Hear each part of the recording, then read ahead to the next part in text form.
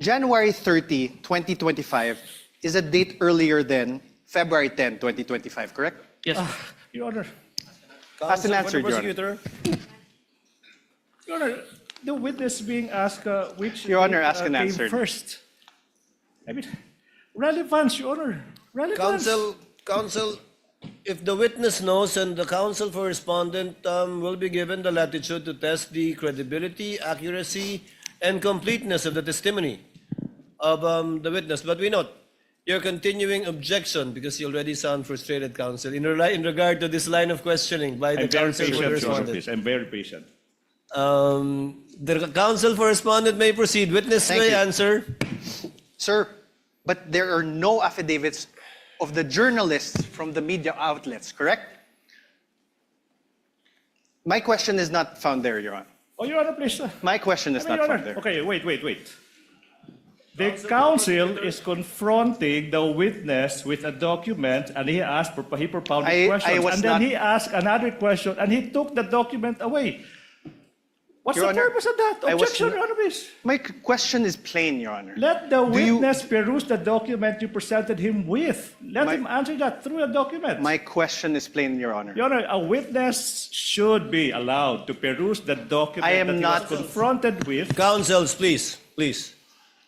Witness, I think the witness understood the question.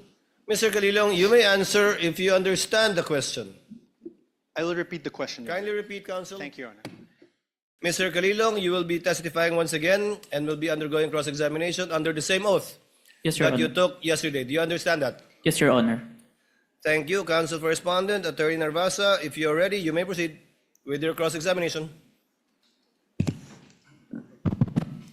Your Honor, may I be allowed to approach a witness?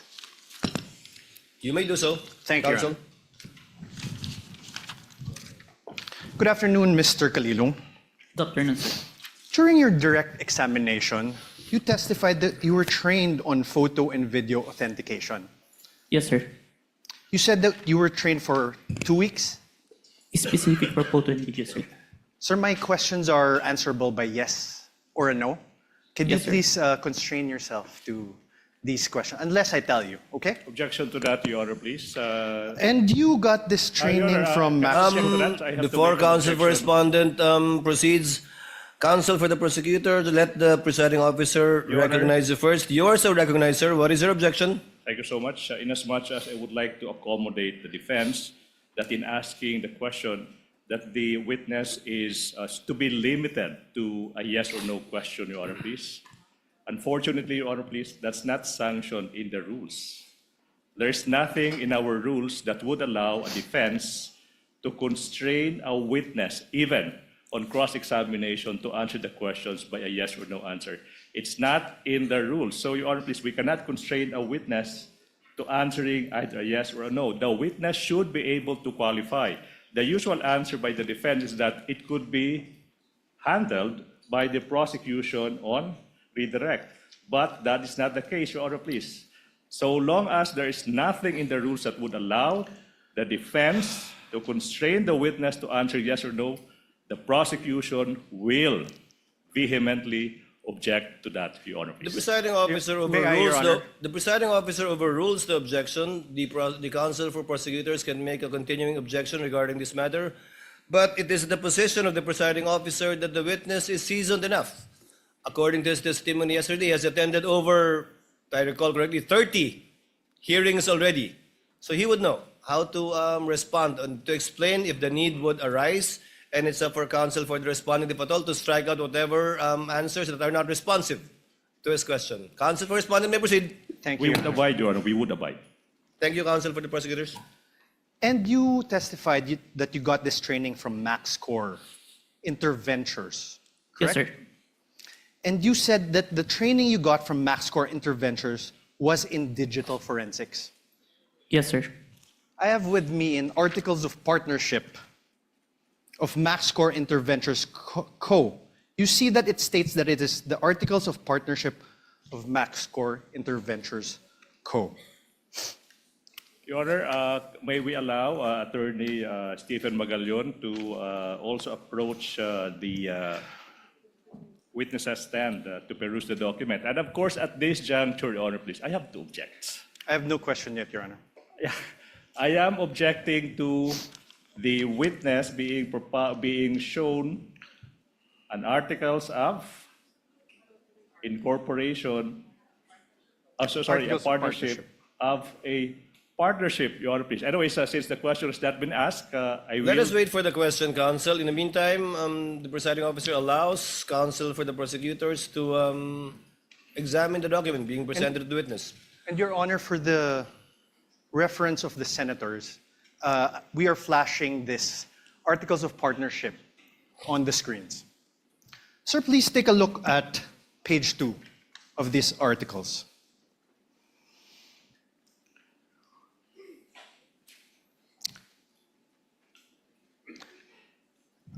Page 2, sir. That's here. Page 1, page 2. Let's read it together, okay? Primary purpose, to engage in the business of trading both import and export of goods on wholesale, retail basis. Do you see that, sir? Yes, sir. Now on page, the same very same page 2. The secondary purpose. Let's read it together again. Own, use, improve, develop, subdivide, sell, exchange, lease of all kinds, including buildings, houses, apartments, and other structures. Do you see that, sir? Yes, sir. After that, in the same page 2, the secondary purpose is to print, publish, distribute, buy, sell, acquire rights to and generally deal in all kinds of software packages, books, periodicals, newspapers, magazines, journals, and other publications dealing in or having to do with subjects of all kinds, character, and all acts of things as may time to time be deemed needful, necessary, or required. You see that, sir? Yes, sir. Thank you, sir. Now I'm showing you a screenshot of the website of this MaxScore Interventures Co. It states under About Us. I'm also flashing this on the screen, Your Honors, for the ease of the senator judges.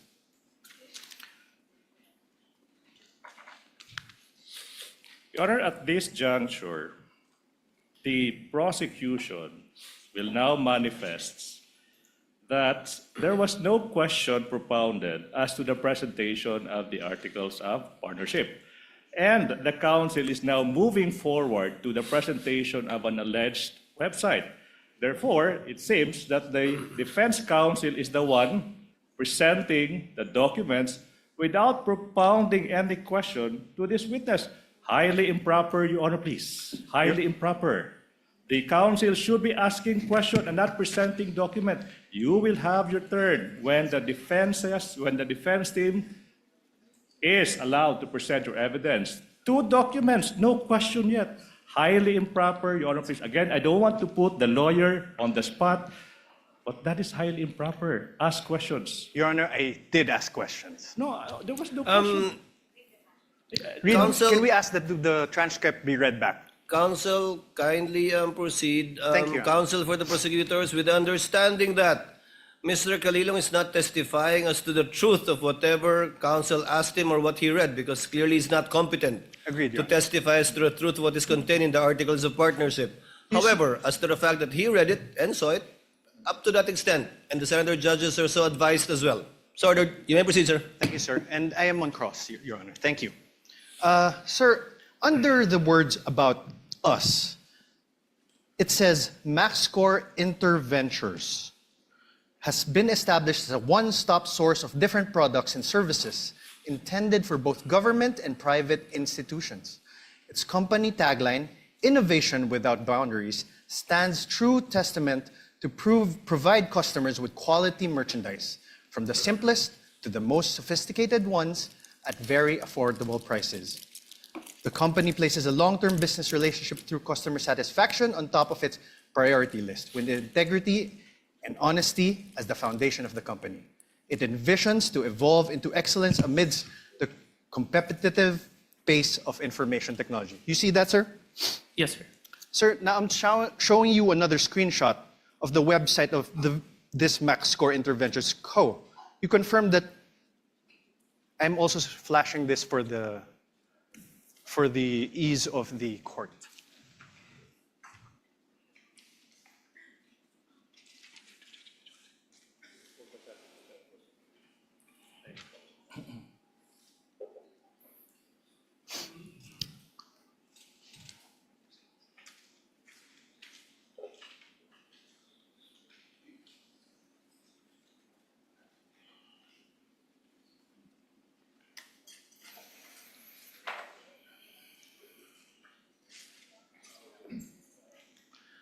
Sir, At this point, Your Honor, please, allowed. The prosecution is allowed.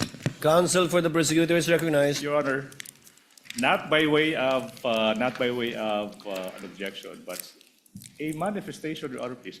Your Honor, this is... Wait. I'm Before not done. that, I would like to object to your manifestation. Your Honor, there's no objection. Why is the Your Honor, prosecutor allowed to manifest during my cross-examination? Counsel Honor. for respondent, kindly wait for the presiding officer to recognize you. Thank you, Your Honor. What is the desire of the counsel for the prosecutors to I make would a what? like to put into record the simple fact, Your Honor, please, that basis has not yet been laid as to the presentation of these documents. He presented an articles of partnership and screenshots of websites without saying who took these screenshots or who, from where did the defense get the articles of partnership. That is only by way of manifestation. No need for the court to rule on that, Your Honor, please. Noted.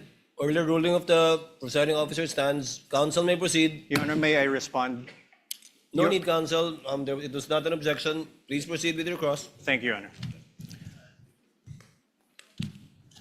Honor. May I also state a manifestation, Your Honor?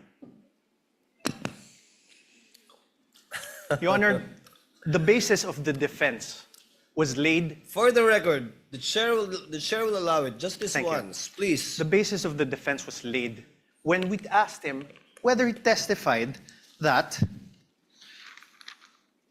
he got his training as an expert witness from MaxScore Ventures. That's basis. Counsel, Your Honor. please proceed. Thank you, Your Honor. Sir, could you take a look at this? Under the words "our products," the products seen there are office supplies and equipment, ICT equipment, software and hardware, investigative equipment, hardware and software, emergency response software, and CCTVs. Do you see that? Yes. Thank you. Mr. Calulong, are you a lawyer? No, sir. Yesterday, you testified that you signed the affidavit of investigation dated February 10, 2025. Yes, sir. Your Honor, may I request a copy from the prosecution?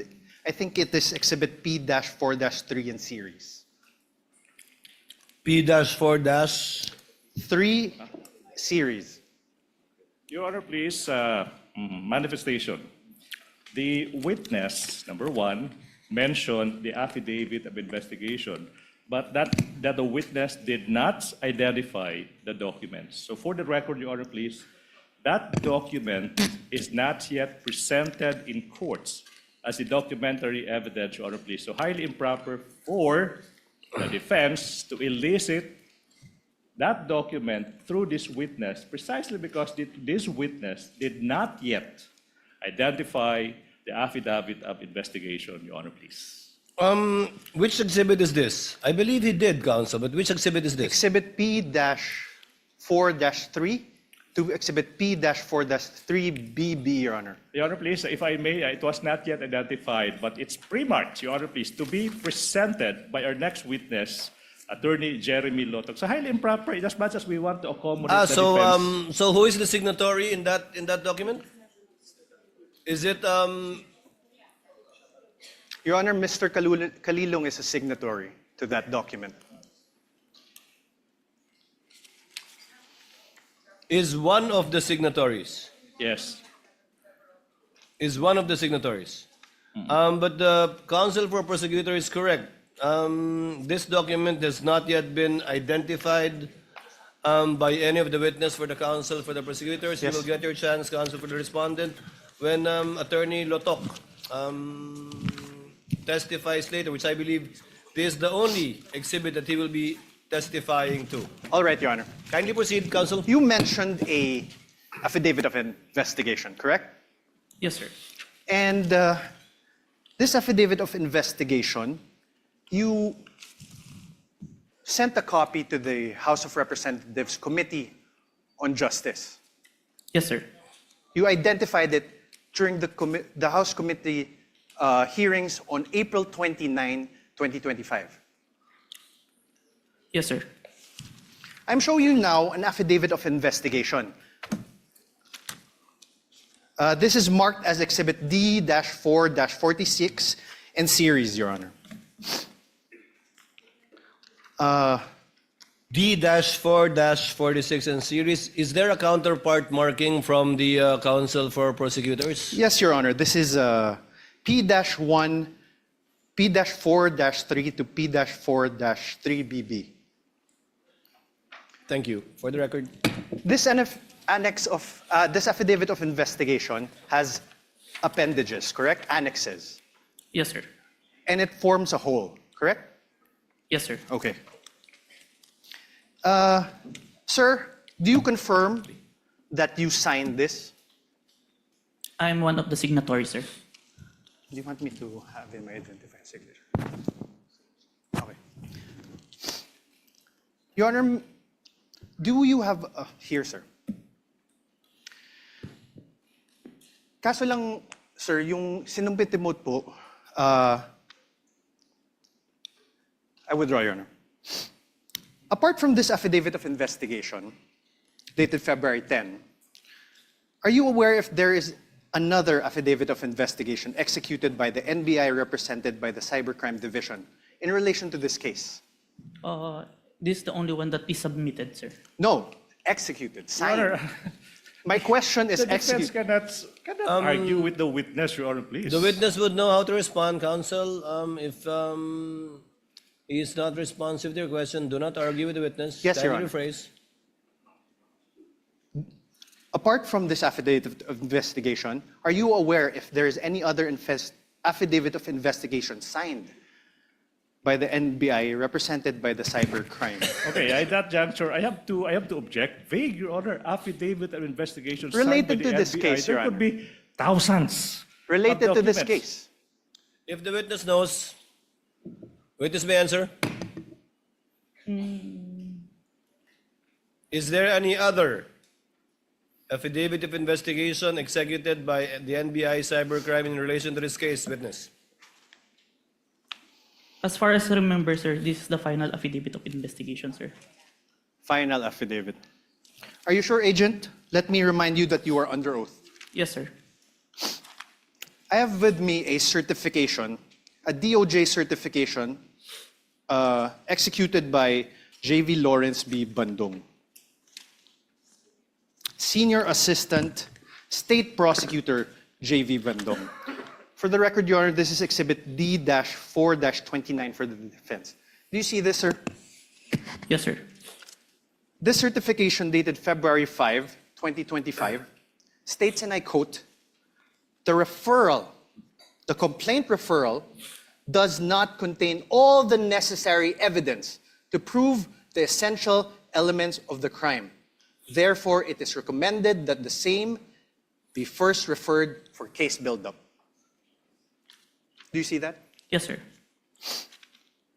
Now below that, in the second page, below that, under the word notes, number 1, therefore, states, and I quote, that there is no... May I have this flashed on the screen, please? For the ease of the court. So the honorable court can follow. Under notes again, sir. For the record, Your Honor, we are flashing the certification on the screen. Under notes, sir, number 1, therefore, states, and I quote, There's no affidavit of the persons who recorded the video entitled VP November 23 Press Con at Batasan through open broadcast software OBS and in turn stored it in a digital video disc. Do you see that, sir?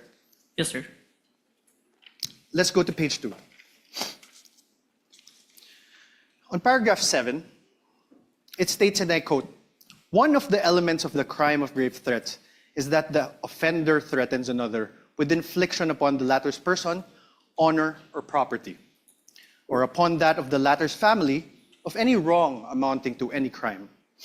In the instant complaint, only the NBI executed an affidavit and there was no participation on the part of the offended parties, as it appears. NBI is not the offended party for the crime of grave threats." Do you see that? Yes, sir. Above this, in paragraph 6, it states that, and I quote, "Only the minutes of the meeting with several personalities and representatives from various media outfits were submitted. And although the minutes were signed, there was no individual affidavit executed regarding the contents of said minutes." Do you see that, sir? Yes, sir. On paragraph 5, it states that, and I quote, "The affidavit of one Patria Morales mentioned that she stored these footages in a USB and submitted it to the NBI. However, there was no USB attached to the complaint, only a DVD was attached. There was no detail regarding the contents of this DVD." Do you see that, sir? Yes, sir. On paragraph 4, it states, and I quote, "Annex L did not indicate who made such TSN. There was also no affidavit of the person who made the TSN." Do you see that? Yes, sir. On paragraph 3, it states that, and I quote, Annexes I and K, open parenthesis, DVDs with markings NBI-CNN-C-2412-43-6-2 and NBI-CCN-C-2412-436-2, close parenthesis, were not accompanied by an affidavit of the record and TSN, also affidavit of the one who will execute the TSN. Yes, sir. On paragraph 2, it states, and I quote, "The press briefing conducted on October 18 was not recorded and or stored in the DVD, no video submitted, and there was no TSN of the said briefing and the necessary affidavit of the person taking the CSN." Yes, sir.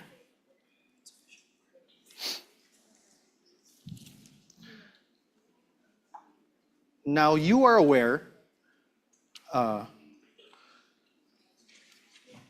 sir, so now, is your memory refresher?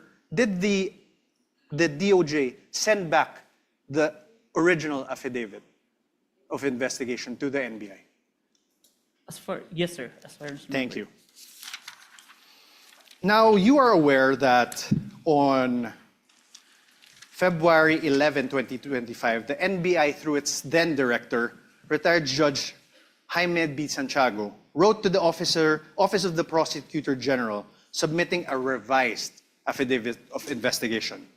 Yes, sir. This is your affidavit of investigation dated February 10, right? February 10, 2025. Correct, So, sir. wait. So, objection, Your Honor. The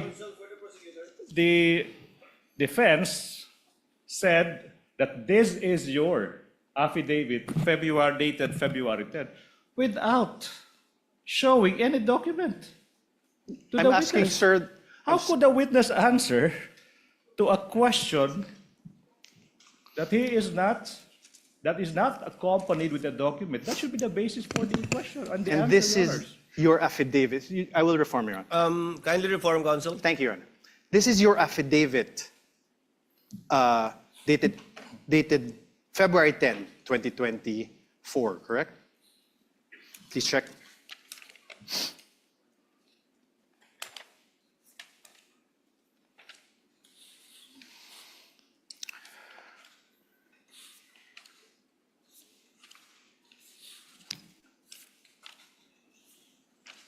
Sorry, sir.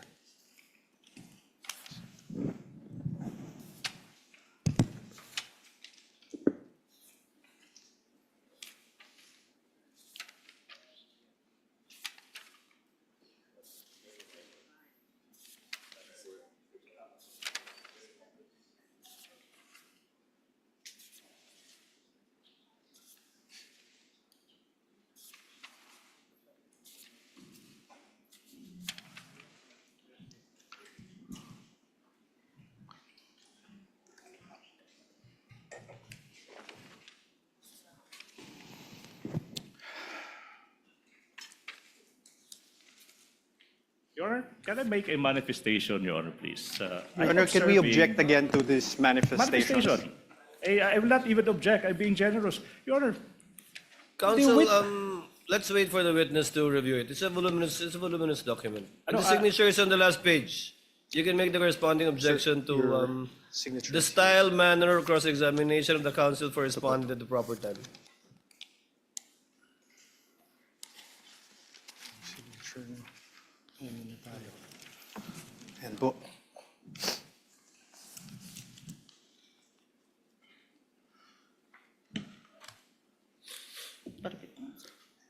Is this the amended affidavit of investigation? This is a photocopy of the Yes, sir. affidavit, sir. This is the amended one. Yes, yes, sir. The photocopy, sir. Thank you. With the permission of counsel, Mr. Calilong, what was the date of the first affidavit you submitted that was returned by the DOJ to the NBI? As far as I remember, January 30, and was when the certification was issued, we complied with the requirements and submitted it on February 10. That's Have why you there's a revision. identified that affidavit of investigation dated January 30 in yesterday's proceedings? No. Yes or no? Sir? Have you identified the January 30? The one that I identified, Your Honor, is the authentication, Your Honor. Not the affidavit of investigation. So you have not done so. Yes, sir. This one, you have not done so too. Yes, Your Honor. For the record, counsel, you may proceed.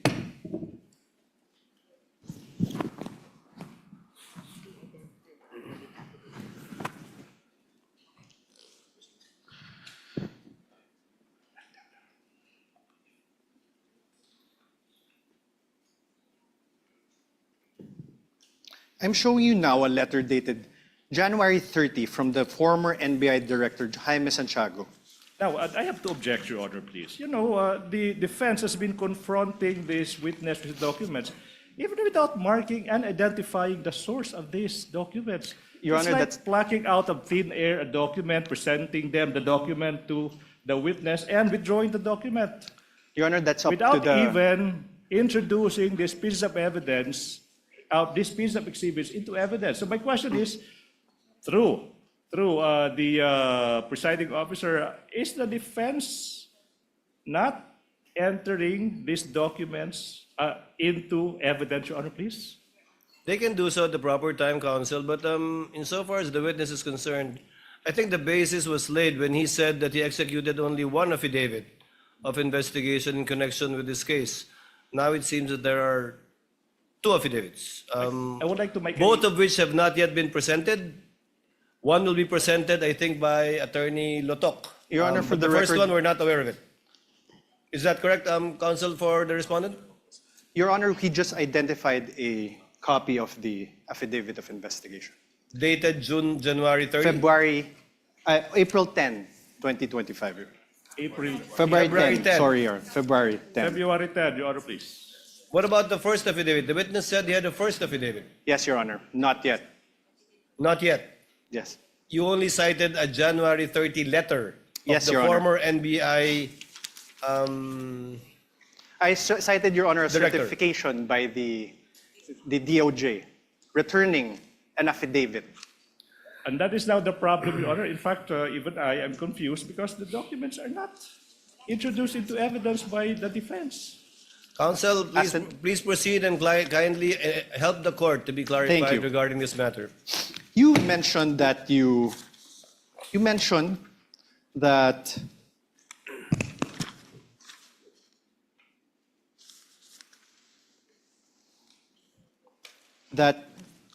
you were aware that the then director, retired Judge B. Santiago, wrote to the office of the Prosecutor General submitting a revised affidavit of investigation on February 11, 2025.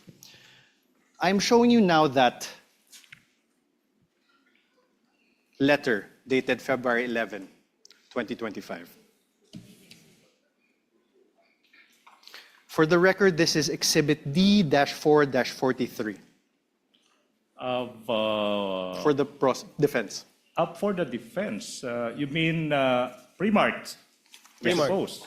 Because when you say marked as evidence for the Pre-marked. defense, it's not yet.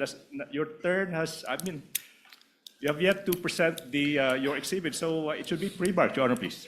No, it's pre-marked, and I believe both the defense and the respondent and the prosecution also have common pieces of evidence which you decided during pre-trial. This is not one of them, which you decided during pre-trial to be marked It's separately. not one of those few common pieces of evidence. Yes, there are a few. Sir, Please proceed, counsel, for the respondent. Witness may answer. there is a signature above the name Judge Jaime B. Santiago. Whose signature is that? Your Honor, now I would like to object to the relevance.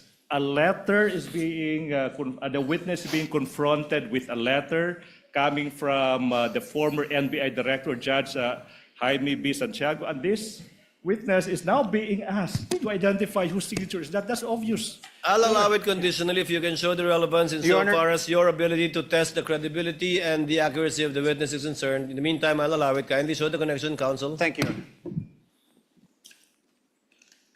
Sir, whose signature is this?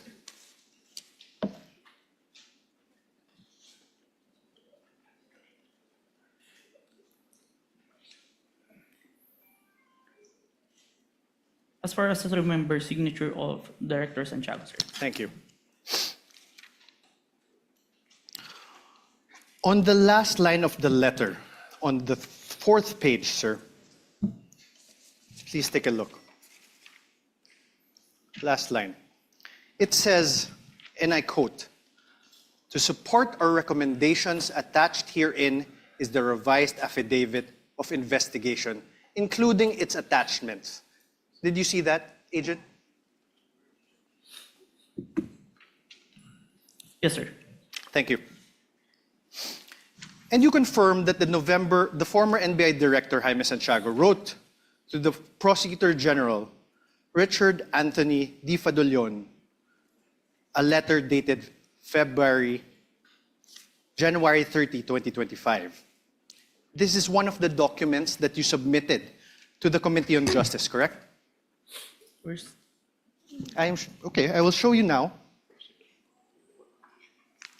May I have this flashed on the screen?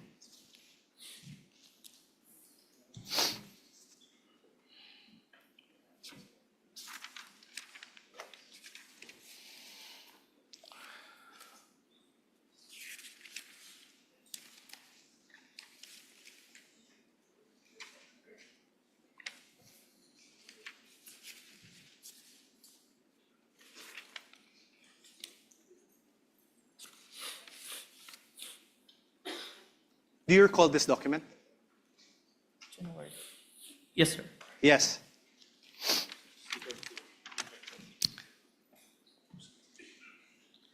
January 30, 2025 is a date earlier than February 10, 2025, correct? Yes, sir. Your Honor, Ask an Counsel for answer, the Your Honor. prosecutor. Your Honor, the witness being asked which Your Honor, ask and came answer. first. I mean, relevance, Your Honor. Relevance. Counsel, if the witness knows and the counsel for respondent will be given the latitude to test the credibility, accuracy, and completeness of the testimony of the witness. But we note your continuing objection, because you already sound frustrated, counsel, in regard to this line of questioning by the I'm very counsel for the patient, Your Honor, respondent. please. I'm very patient. The counsel for respondent may proceed. Witness Thank may you. answer. He already answered, Your Honor. Thank you. You earlier confirmed that there was actually a certification dated February 5, 2025. You like Objection on misleading. I don't remember I have no question, this Your Honor. witness Let stating the that there counsel was- finish with this question, counsel. He even read it, Your Honor. You likewise confirmed that in that said certification, dated February 5, 2025, the earlier affidavit of investigation were subject to 7 recommendations. And you confirmed that you read that. Objection. Ground for the Misleading, Your Honor, objection? please. Now the counsel mentioned 7 grounds.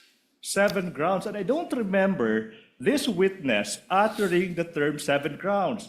What I do remember, Your Honor, please, is that this witness was confronted with a certification, a letter, whatever, but now the counsel is now asking this witness to confirm the contents of those certifications or letters.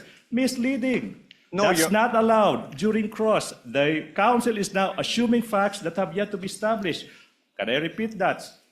This witness was only confronted with certifications, letters, dated this, dated that. And now, the counsel now asking, Your do you Honor, please, confirm- he's do you now confirm, testifying. right? Wait, let me finish. Now he is asking this witness to confirm that in that letter there are 7 grounds, as if this witness uttered those words. The ground is misleading, definition. This counsel is assuming facts that have yet to be established through this witness, Your Honor, please. Counsel, again, the witness is not a newbie. I think he can handle himself and would know how to answer if indeed he is familiar or not with what is being presented to him. And thus far, he has responded based on his knowledge of these documents. Chair will allow it. Witness may answer. Sir, Can you repeat the question, counsel? you confirmed that there was a certification dated February 5, 2025. You likewise confirmed that in said certification, Your Honor, compound question. there's no question. Wait. Kindly wait for the presiding officer to recognize you before answering. Yes, Your Honor. Yes. Much Please, obliged, Your Honor, counsel please. for the prosecutors, please finish with your objection. Thank you so much. Can I? Yes, Your please Honor, proceed, counsel. Compound questions. The witness is now being confronted with 2 successive questions without allowing this witness to answer the first question. What makes a compound question? No need to lecture, counsel. Counsel for respondent, please reform. Your Honor, I had no question. I had no question yet. Kindly proceed with your question. Thank you, Your Honor. The earlier affidavit of investigation was subject to 7 recommendations from the DOJ Vague, Your Honor, for please, case build-up. objection vague. The earlier investigation, which investigation is the counsel referring to? We already Objection vague. We already established, Your Honor, there was an earlier one. This is Overruled again. The witness is competent enough to testify. Overruled. Witness, kindly proceed with your question, counsel. Yes.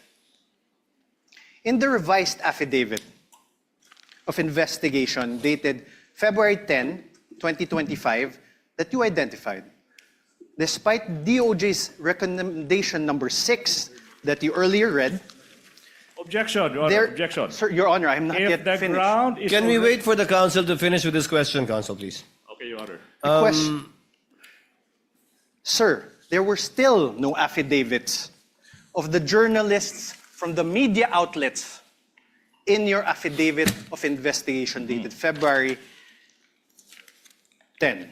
Witness, not answer first. Objection, Your Honor, please, misleading. Why is it misleading, counsel? The counsel said the earlier affidavit of investigation. In fact, Your Honor, please, he referred to the February 10 investigation.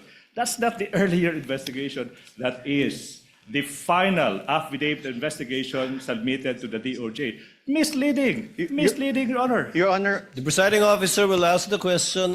Mr. Witness, did you attach the affidavits revised, right? of the 2 witnesses that viewed the video of the vice president in the February 10 affidavit? Yes, sir.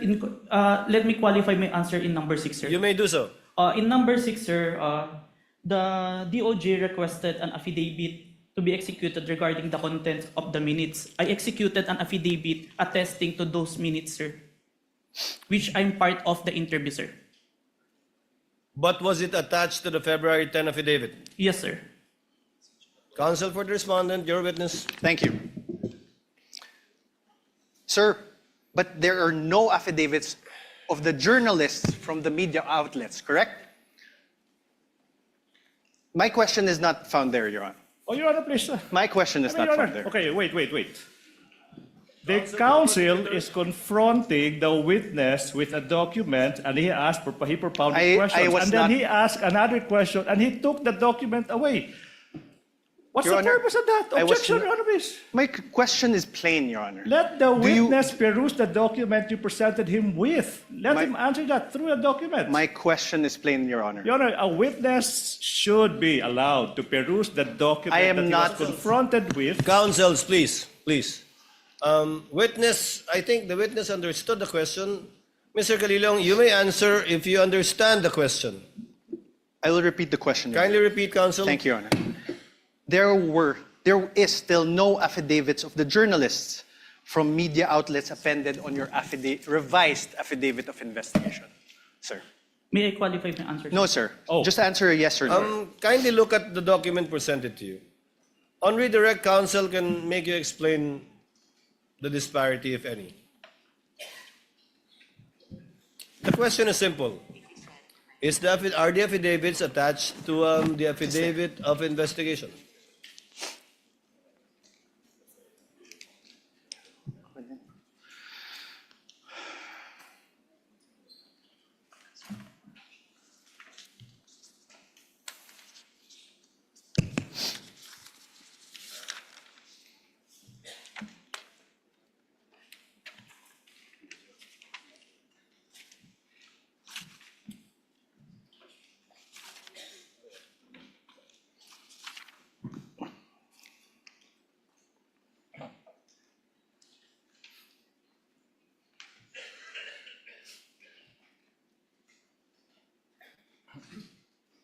May I see the question number 6? Your Honor, my question does not relate to question number Kindly 6. show the witness, counsel. I If it will. will enable him to give an intelligent answer Can we to your please question. flash certification and put it to paragraph number 6? The paragraph number 6 states that only the minutes of meeting with several personalities and representatives from various media outfits were submitted. Although the minutes were signed, there were no individual affidavit executed regarding to the content of the minutes. On this, Okay, sir. I have no So the question. answer is the affidavits are not attached. I have executed an affidavit, sir. No, the Sir- affidavits of the two journalists are not attached. I think that's the only question of Yes, sir. counsel for the respondent. Thank you, Your Honor.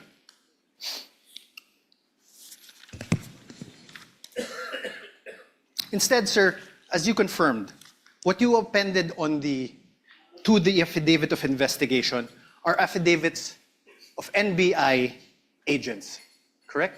Yes, sir. Not the journalists who were present The one who during the November 23, 2024 press conference. The one who interviewed, sir. Yeah, the one into it. Not the journalists. Yes, sir. Ask and answer, Your Honor. Sir, in the revised affidavit of investigation dated February 10, 2025 that you identified, despite DOJ's recommendation number 7, can we show again DOJ recommendation number 7?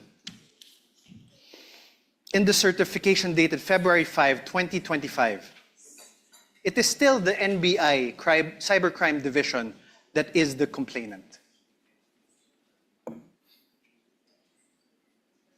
I believe this is answered on the letter of the director, sir. Sir, my answer is answerable by yes and no. The complainant is still the NBI Cybercrime Division. Yes, sir. Thank you. The supposed offended parties in this case would be President Bongbong Marcos, Yes, sir. the First Lady Lisa Marcos, Yes, sir.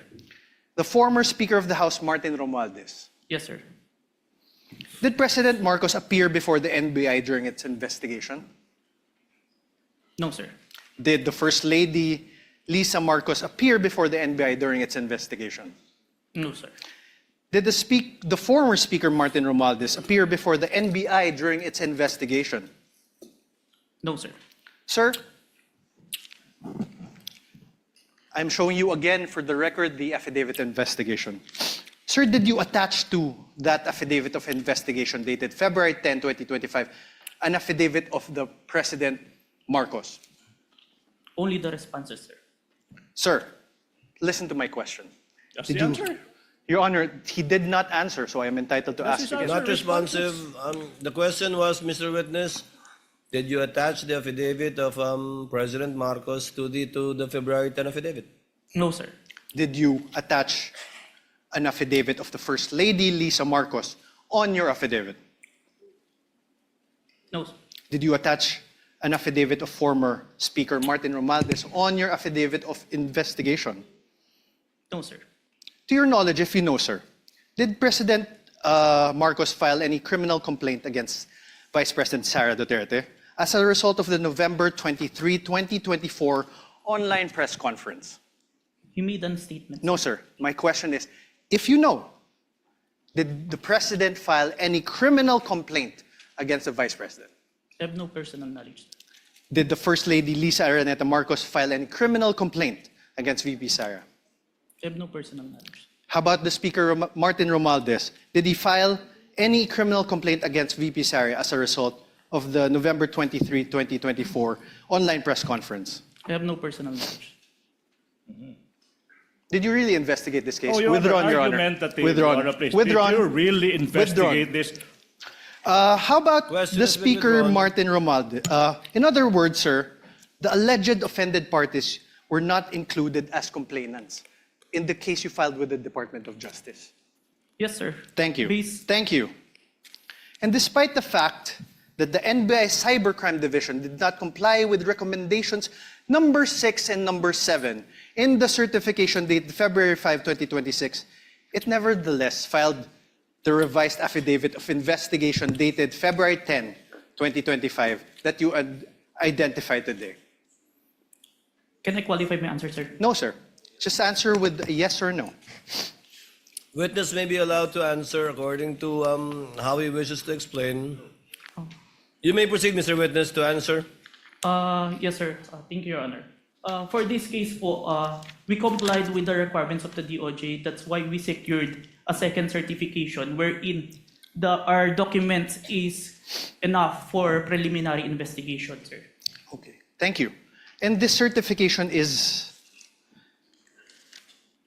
a certification dated February 5, 2025, correct? Kindly show the witness the This document. is not the new certification, sir. Oh, sorry, sir. So, apologies, Your Honor. February 11. Yes, sir. This was also executed by Senior Assistant State Prosecutor J.V. Lawrence B. Bandong, correct? Yes, sir.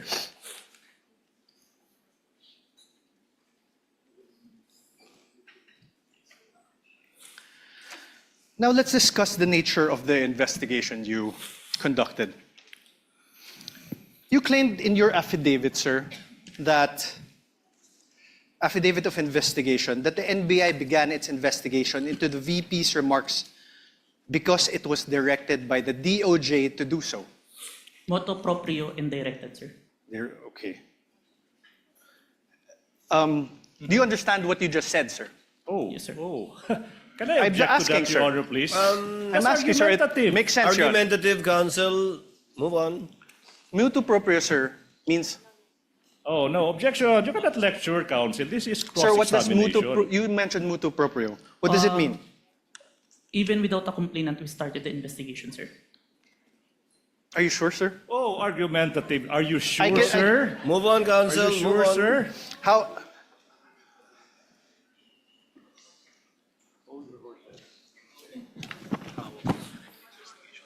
How about direct investigation? What does that mean? Your Honor. Okay, never mind. Directed investigation. What does that mean? There is instruction from above, sir. From? Above. From Above. upper. What does above mean?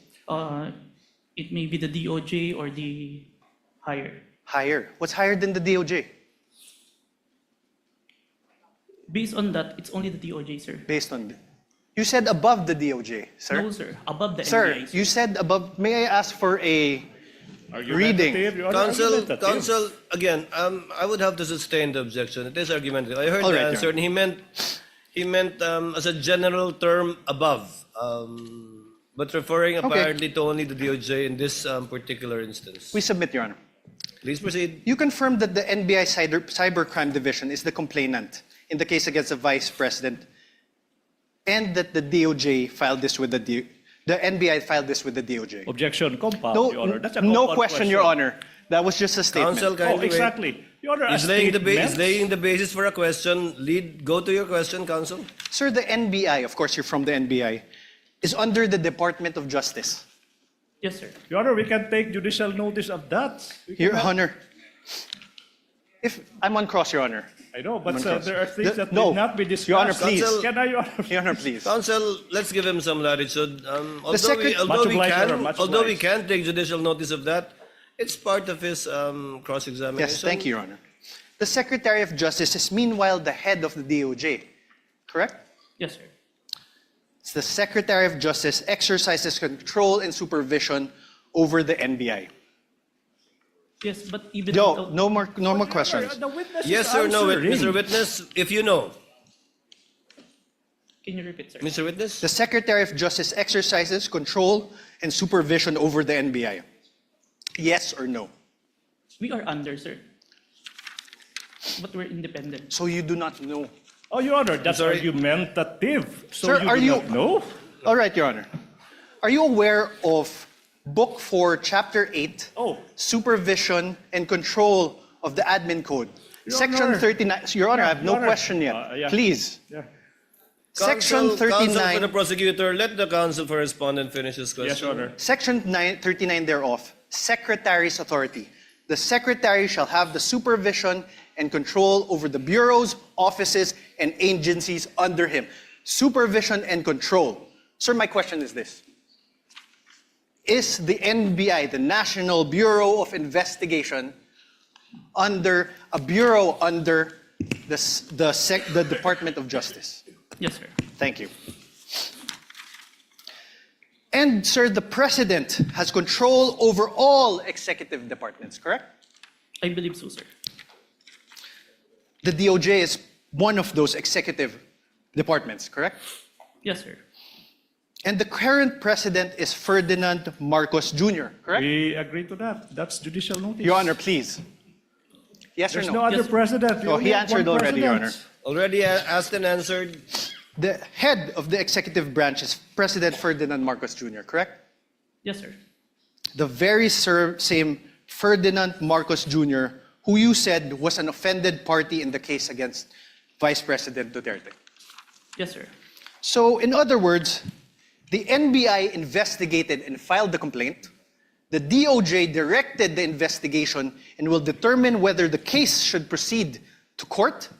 And the alleged offended party, President Marcos, is the constitutional head of the executive branch, Objection. exercising control over both the DOJ and the NBI. I Your Honor, withdraw, Your Honor. I withdraw. objection of the I withdraw, Your Ground is- the Honor. ground I is- withdraw. Oh, Your Honor. It's even more compound question. Nothing to object asking to. several Withdraw, subject Your Honor. matters. Withdraw. Withdraw. Counsel, move on. Withdraw. Sir, you testified earlier that you investigated the Vice President in relation to the press briefing that she conducted on November 23, 2024. Yes, sir. This investigation by the NBI Cybercrime Division was started after the conduct of the November 23, 2024 press briefing of the Vice President, correct? Yes, sir. So basically, to put it simply, the investigation was done after the supposed incident on November 23, 2024. The same day, sir. The same day, but after. Oh, Your Honor, the same day then after. Same, not could it be responsive, Your Honor. Counsel, After. clarify your question. Same day, The same investigation was done after, later than, the supposed incident on November 23, 2024. Yes, sir. Thank you. You mean to say later that day? Yes, Your Honor. Because how can you investigate something that hasn't happened yet? Correct, Yes, Your Honor. Please proceed. Sir, you're not one of the participants of the press conference on November 23, 2025, correct? Yes, sir. So you do not have personal knowledge about what transpired during that press briefing, correct? It was live streamed, sir. You did not watch that live stream, correct? In It real was- time. Yes, sir. You only acquired knowledge about it when you started investigating later that day. Yes, sir. You also do not have personal knowledge of the alleged threats made by the Vice President during that press briefing, sorry. After the press briefing, sir. After. You only acquired knowledge about it when you started investigating. Yes, sir. You also do not have personal knowledge of the alleged assassin that was allegedly hired by the Vice President. It came to my knowledge upon... Personal knowledge, sir. No, sir. Now, during your testimony yesterday, you mentioned that during your investigation on the November 23, 2024 press briefing conducted by the Vice President, you preserved a copy of said press briefing through open source investigation, correct? Preserve a copy through Open Broadcast Software Studio. Okay, thank you for that correction. One of the videos that you were able to preserve in relation to your investigation is the screen recording of the November 23, 2024 press briefing conducted by the Vice President, right? Yes, sir. Your Honor, may I move that the very same USB be unsealed and shown by the prosecutor's Exhibit P-4-10 be unsealed and shown the witness.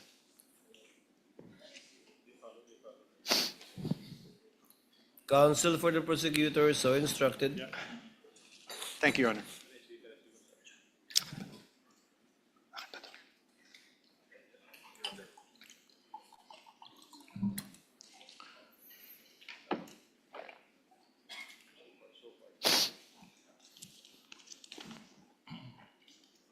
Okay ka lang po.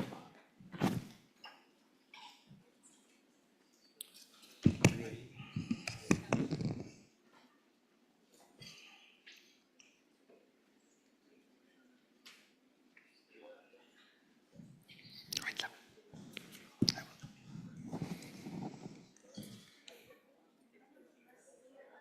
November 20. This is Exhibit P-4-10, I believe.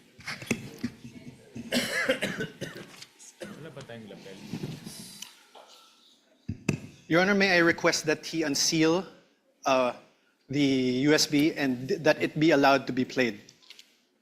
Which part, counsel? Your Honor, we will play various parts of the, not the whole, for the, as the... That's what I was worried about. Yes, Your Honor. We understood by the faces of the honorable members of the court. So you will we will just play parts. Yes, Your Honor. Of it, and you identified, I presume, the time stamp. Yes, we have, Your Honor. I will get to that. Witness may open the seal. Thank you, Your Honor. And counsel for the prosecutors is instructed to accompany counsel, one of the counsels for the respondent, in the tech booth to make sure that it's the same USB being presented. For the record, Your Honor, the witness is opening the prosecution's Exhibit P-4-10, Your Honor. This is the video dated November 23, 2024.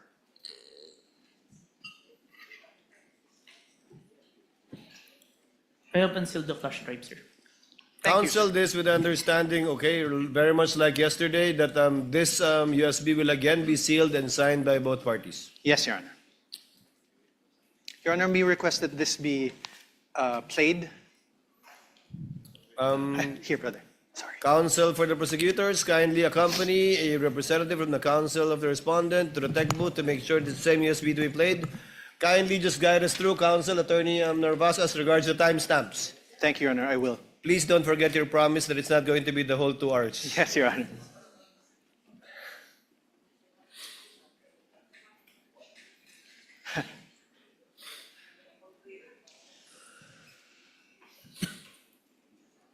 Waiting.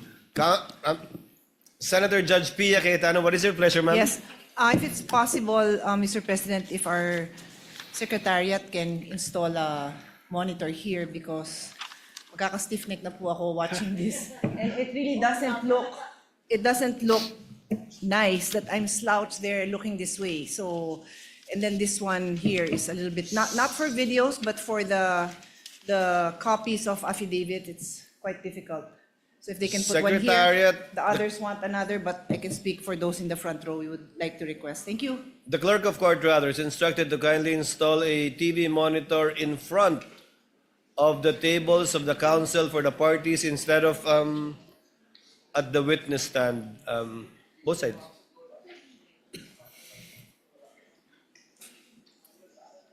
underneath the table of the counsel for the parties, Senator Judge Pia.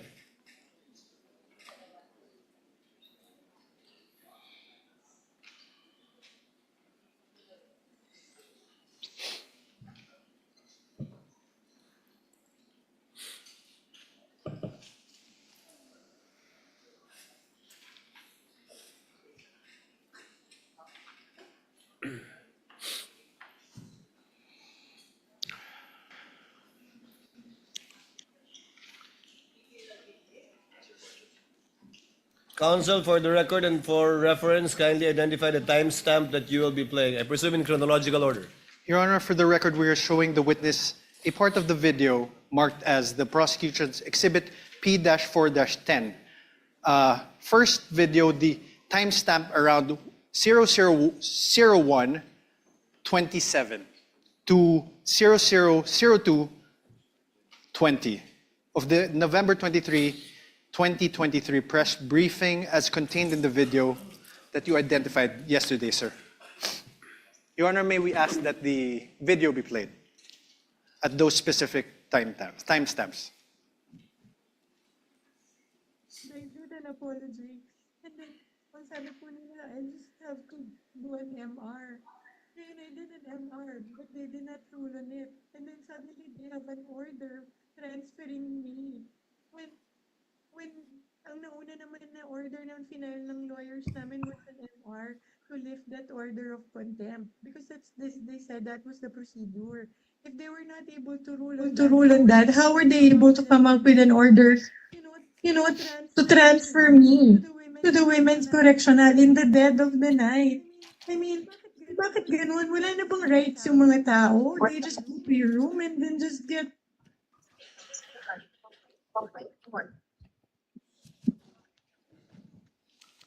Wala, bakit? I don't understand. Your Honor, may I ask that the video be stopped? Sir, do you know who that is in the video that you identified? Attorney Zulaika, as far as I remember, sir. And Attorney Zulaika, as far as you remember, Attorney Zulaika is who in relation to the Vice President? You may answer not a yes or no question. As far as I remember, she is the COS. COS meaning Chief of Staff, Chief of right? Staff. And she is there in that video because she was cited in contempt by the House of Representatives, correct? If you are aware, you're the investigator. Prior to the... Sir, my question again. The witness Let is the about to witness answer. answer. Witness is in the process of answering. Prior to the scene, I have no personal knowledge, but based on her statement during the video, I think it was mentioned. So you didn't investigate the things that happened prior to the scene, correct? Sir, yes or no? We have investigated, sir. You didn't investigate. Oh, I did, sir. argumentative. That's why there's an October 18, sir. So what happened before that? If you investigated, I what only happened? say I don't have personal knowledge, sir. Sir. Because I'm not present during that time, sir.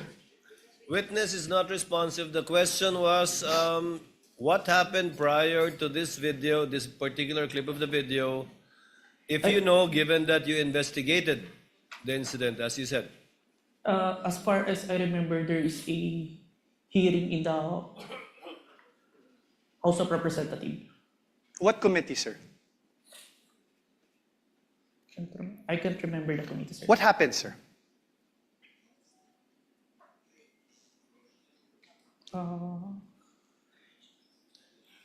COS was cited in contempt, sir. By who, sir? I can't remember the exact, sir. But you investigated. I withdraw, Your Honor. Can we play, let me show you timestamps around 002832 to 002933. This is the same prosecution's exhibit P-4-10. That is the video you identified yesterday. Your Honor, may we request that that video be played? Hindi ako lalabas. Hindi ako lalabas. Pwede magtanong. And sorry, just very quick, Jason, if I may. Sorry. Go ahead.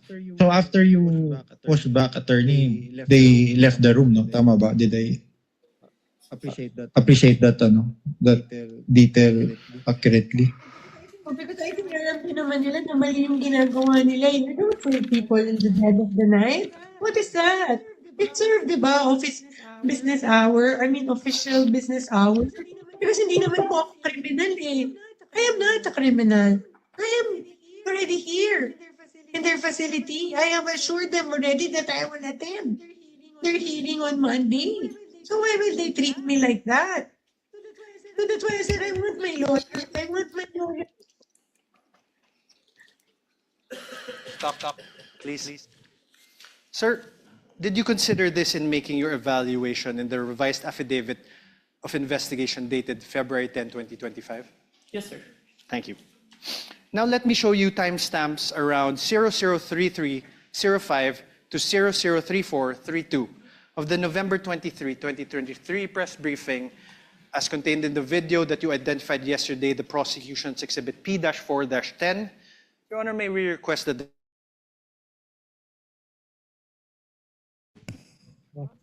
You're online, Go ahead, ma'am. Go ahead. No, I would not have pushed that there by myself if I did not feel that I was being threatened. My life is being threatened. Alam niyo, I'm sure you saw in the hearing that my back hurts. I cannot parang lift heavy things. I cannot.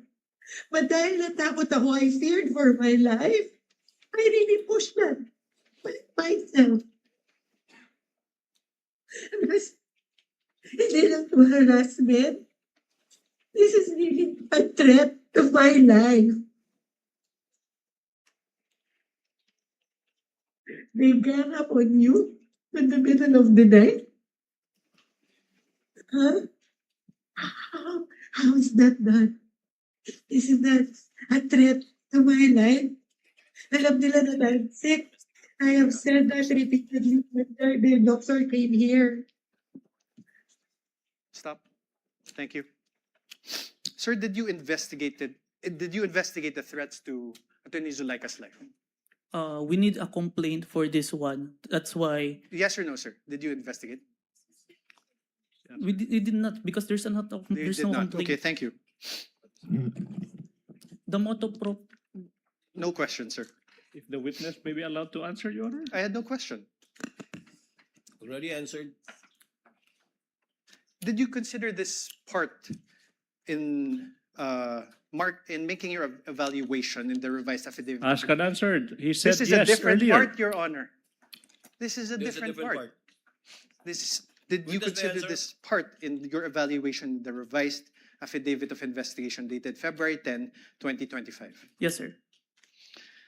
Okay, so despite considering these parts of the aforesaid videos, the NBI still recommended the filing of complaints for grave threats and inciting to sedition only against the Vice President. Yes? May I qualify my answer, sir? No, sir. Yes or no? There's a reason why Sir, your counsel may ask you questions. This is my turn. Proper Sir? subject matter for redirect. So, despite Counsel, considering these parts of the videos shown to you, the NBI still recommended the filing of complaints for grave threats and inciting to sedition against only the Vice President. yes, sir.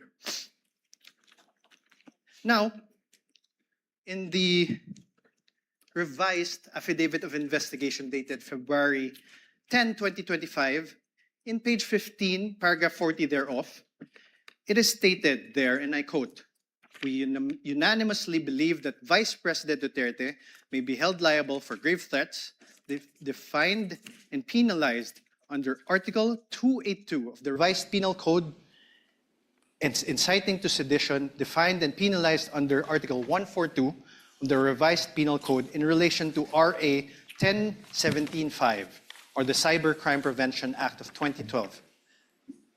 You see that, sir, right? Yes, sir. This conclusion was reached by you together with other affiants of the revised affidavit of investigation dated February 10, 2025, correct? Yes, sir. Now, sir, you mentioned that you're not a lawyer, right? Asked and answered. Asked and answered.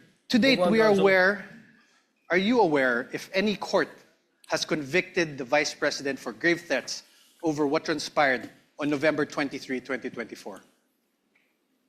As far as I know, not yet, sir. Not yet. As far as you know, Mr. Witness, as far as you know, no. No, sir. Proceed, Counsel. To date, thank you, Your Honor. To date, are you aware if any court has convicted the Vice President for inciting to sedition over what transpired on November 23, 2024? No on my personal knowledge, sir. Thank you. But you're the complainant, right? Argumentative, Your Honor. I was just asking. Sustained. Move Ask on, and Counsel. answered, argumentative, then withdraw your question. Improper.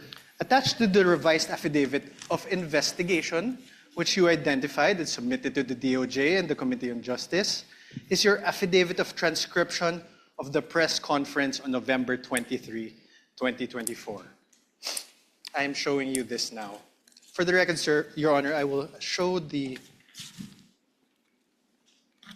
Can you check?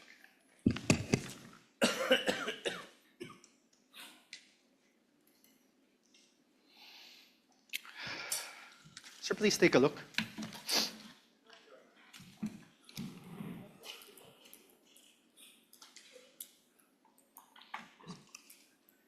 Can you please state in the for the record? This is your affidavit of transcription.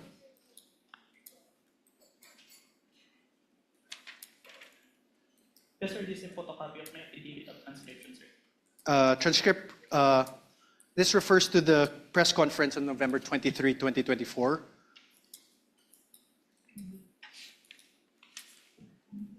Yes, sir.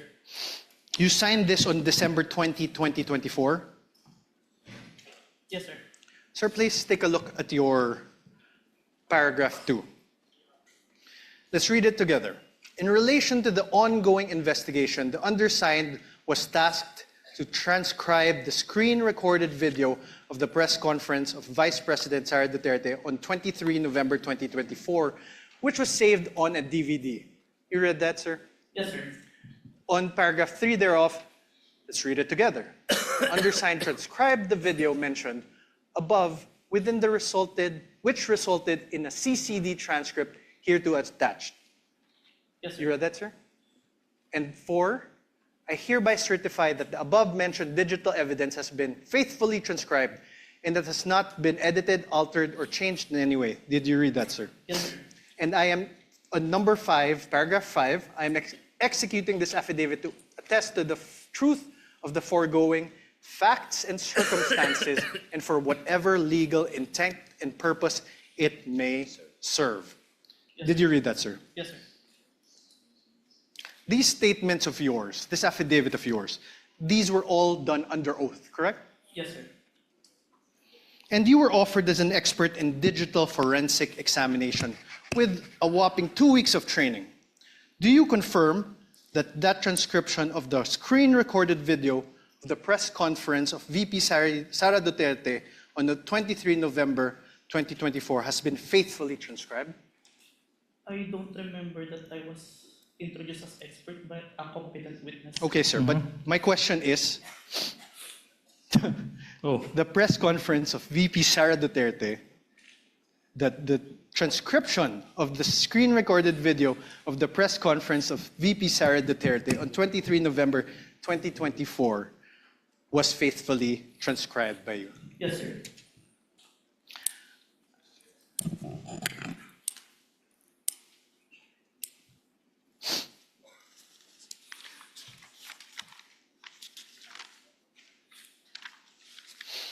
Sir, attached to this affidavit is the transcript, correct? Can you please take a look? Yes, sir. And Your Honor, may I ask again that the video, parts of the video be played of the press conference on November 23, 2024. Let's go through it together, sir. Where's the timestamps?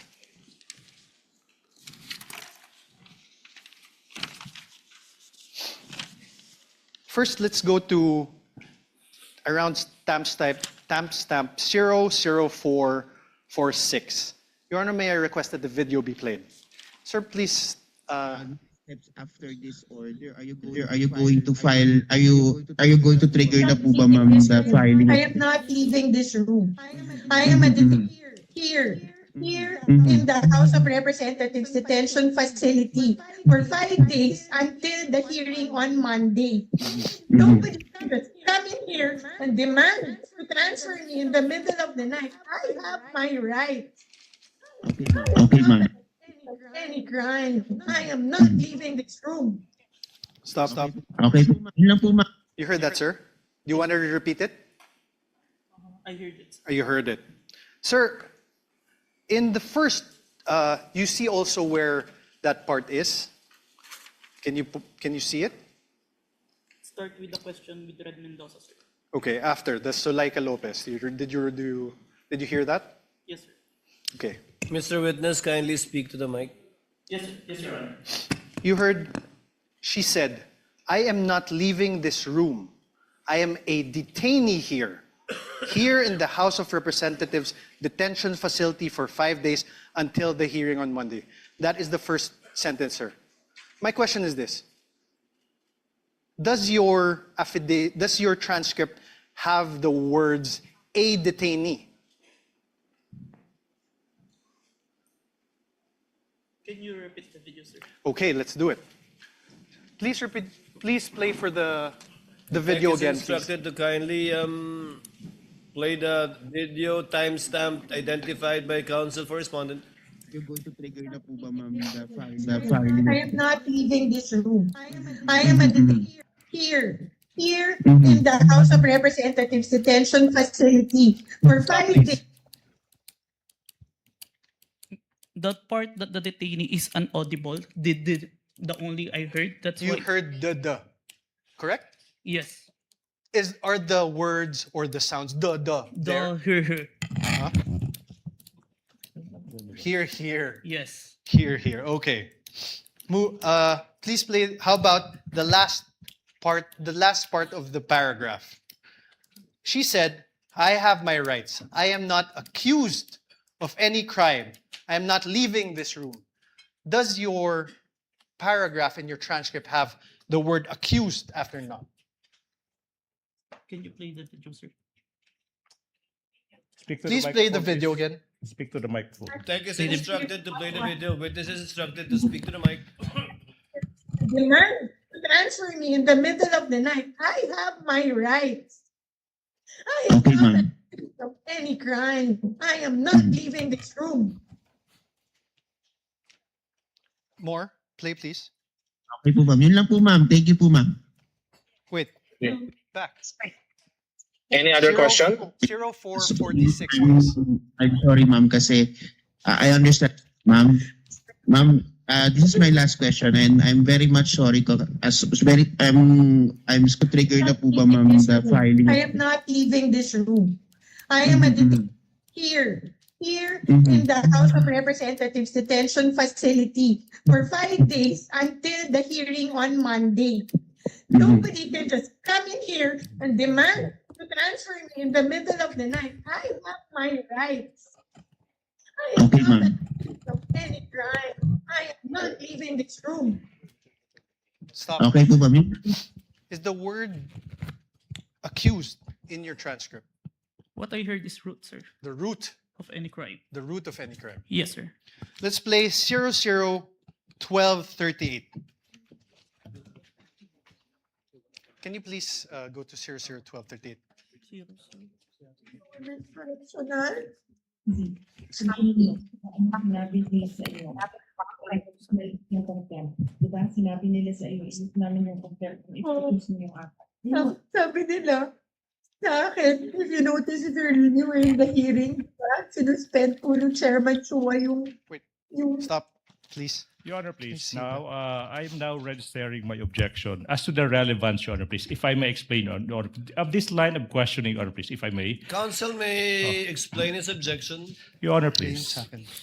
This witness already identified the video containing the contents of that press conference on November 23, 2024.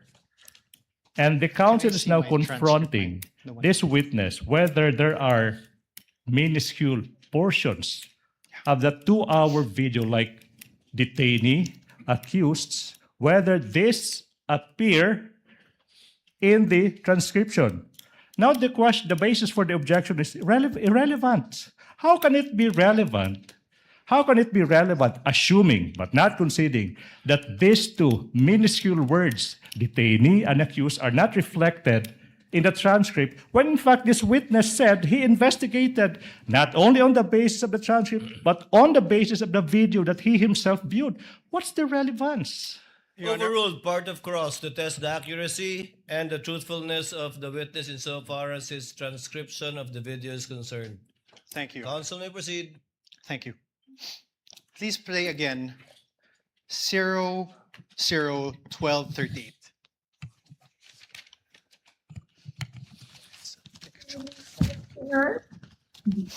Sinabi nila sa iyo.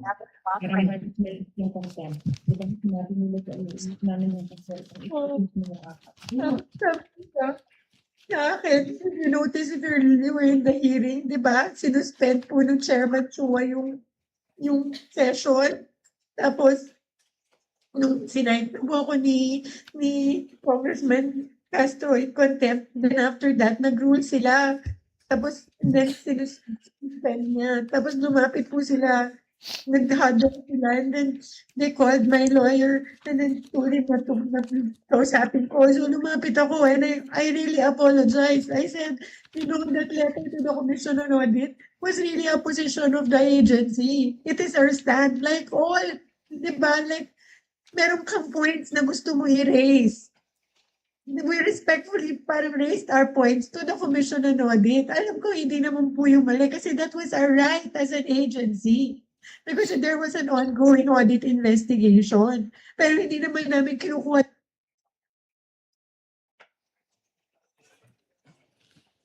Narinig mo ba? Narinig mo? Did you hear the Vice President speaking?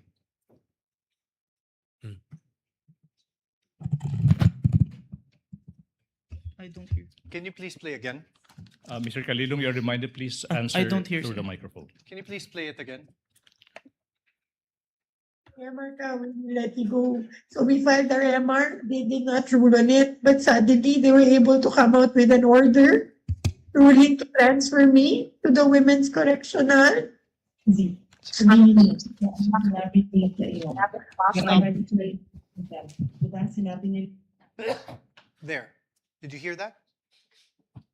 There are sounds, but I can't distinguish the words. Can you play it again? Your Honor, asked and answered. What's the point? Okay, withdrawn, Your Honor. No further questions. No further question are for we this done? witness. On cross, counsel, do you have redirect?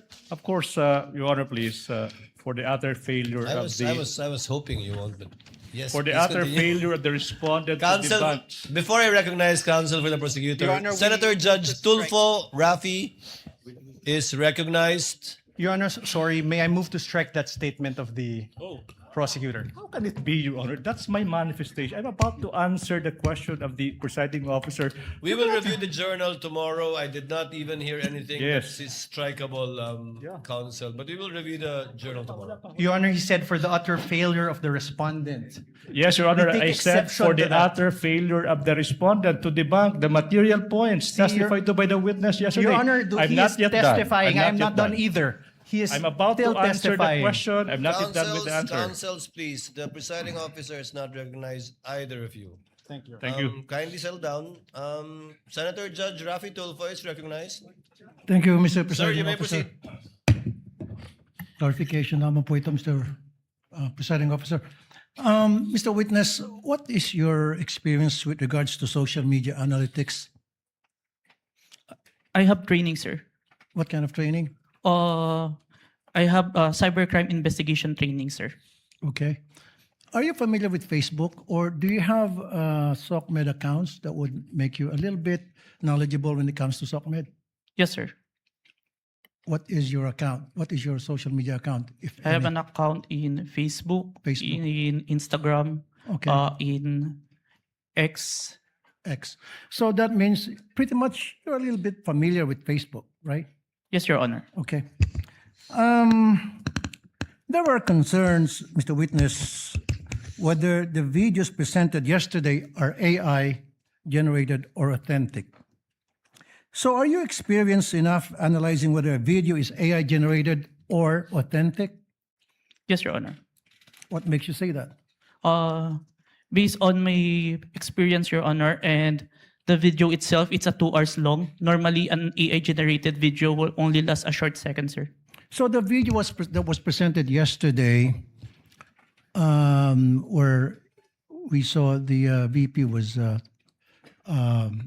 saying something or talking to that effect.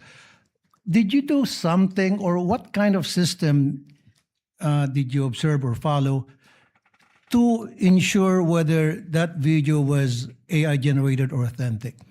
Based on personal observation, sir. Personal observation. Yes, Your Honor. Okay, a few more questions. Therefore, will you be able to say that the video presented yesterday were AI generated or authentic? The video presented today is what it is being seen on the Facebook, sir. Okay. So, based on your affidavit, you mentioned that the NBI subpoenaed some members of the media who are participants of the online press con on November 23, 2024, right? Yes, Your Honor. And subsequently, you said that you questioned and investigated these persons regarding the conduct of that press con. So, based on what you gathered from your investigation, so I have a few questions, right? Yes, Your Honor. Who set up the press conference? Based on our interview, sir, it is the Office of the Vice President, sir. So, it wasn't spur of the moment? Press con?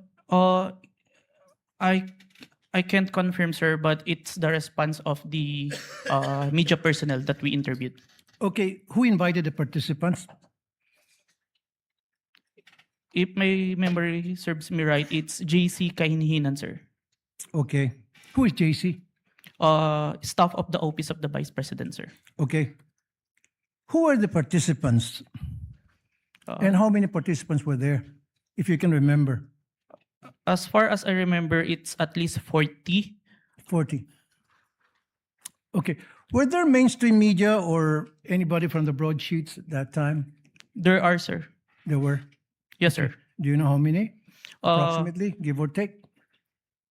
We have the one that we have issued subpoena, sir. At least 6, sir. 6. Okay. What was the reach of the video on that very day?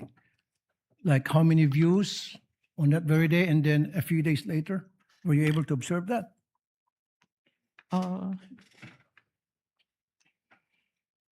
I can't remember, sir. You can't remember. Okay. How did it spread? O paano kumalat sa SOCMED yung videos that was presented yesterday, as far as you know, when you did an investigation? It became trending, sir. It became trending. And my last question is, kasi in-establish dito is inciting to sedition on top of yung sa sinasabing grave threat. Ano yung mga comments na napansin mo doon sa video? Can you give us an example? One of the comments, because on the video November 23, there were mentioned about people power when asked a question by Princess Maui. And the Vice President agreed, and ang laban ay wala sa EDSA, nasa Malacanang, and there are responses from the comments, but it's not documented. That is agreeing, sir. No further question, Mr. Presiding Officer. Thank you, Senator Judge Tulfo. Senator Judge Aquino, thereafter Senator Judge Pangilinan. Senator Judge Aquino has 2 minutes. You may proceed, sir. Maraming salamat, Mr. Presiding Officer. Mr. Kalilong, kanina may nabanggit na 2 affidavit, isang January at isang February. Yung January ay binalik sa inyo, tama po ba? Yes, Your Honor. And there were 7 grounds why it was returned to you. Is that correct? 7 points. Can you narrate what are the 7 points that you addressed? Is that the correct term that you addressed in the second affidavit? Yes, Your Honor. Can you name them, please? May I have the certificate, sir? The certification, was it counsel for the respondent? Your Honor, may I Yes, get you the may approach Thank and you, show him the document being alluded to by Senator Judge Aquino.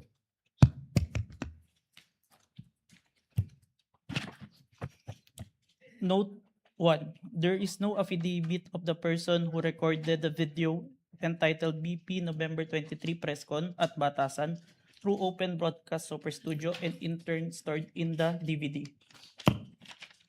Number 2.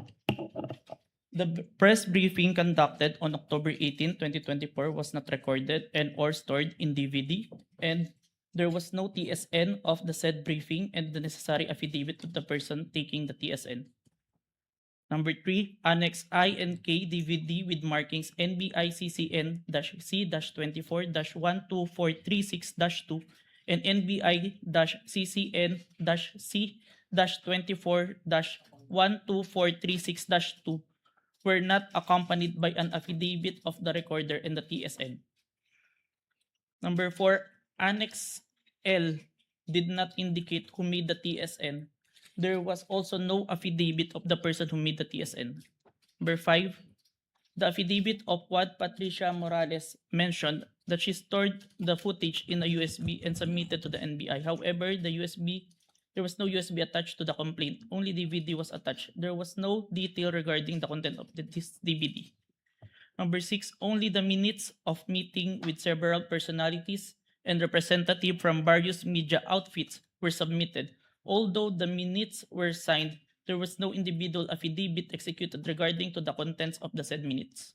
Number 7, one of the elements of crime of grave threat is that the offender threatens another with the infliction upon the latter's person, honor, and property, or upon that of the latter's family, or if the wrong amounting into a crime. In the instant complaint, only the NBI executed an affidavit and there was no participation on the part of the offended party, as it appears in the NBI is not the offended party of the crime of grave threat. Okay, so nakuha mo yung nag-submit kayo, yan yung binalik sa inyo, and then you did your best to correct all those items. Is that correct? Yes, Your Honor. Okay, the first 6 are technical, no? Yes, Your Yung Honor. panghuli is a matter of who is the offended party. Yes, Your Honor. Hindi nyo na-correct yan? Or nung binalik ninyo, it was accepted already by the DOJ. Is that correct? There is an explanation, Your Honor, that was included in the letter of the former director, Judge Jaime Santiago, sir. Okay. And, Wherein yeah, go in ahead. in the filing for preliminary investigation, it is not required for the victim to execute an complaint affidavit. Yan yung sir. sagot ng NBI. Yes, Your Honor. And once you submitted, it was accepted by the DOJ. Yes, Your Honor, and we received a certification, Your Honor, that our evidence is enough for preliminary investigation, sir. Okay, yun na yung second response to the second affidavit that you provided. Yes, Your Honor. Okay. May mga nabanggit dun sa mga statements tungkol sa hitman, no? Sa totoo lang, yung presensya ng hitman, mabigat yon. So, let me ask, are you the one who investigated just the video or did you also investigate the presence of the hitman that was being mentioned in the videos of the Vice President? I was only tasked for the video, sir. Okay, may I direct this to the prosecution? Will you be presenting other witnesses that will pertain to this alleged hitman? As to the alleged hitman, Your Honor, please. Yes. Yes. So kayo, Mr. Kalilong, hindi kayo nag-imbestiga niyan. Wala kayong alam tungkol dun sa presensya ng hitman. Yes, Your Honor. Okay.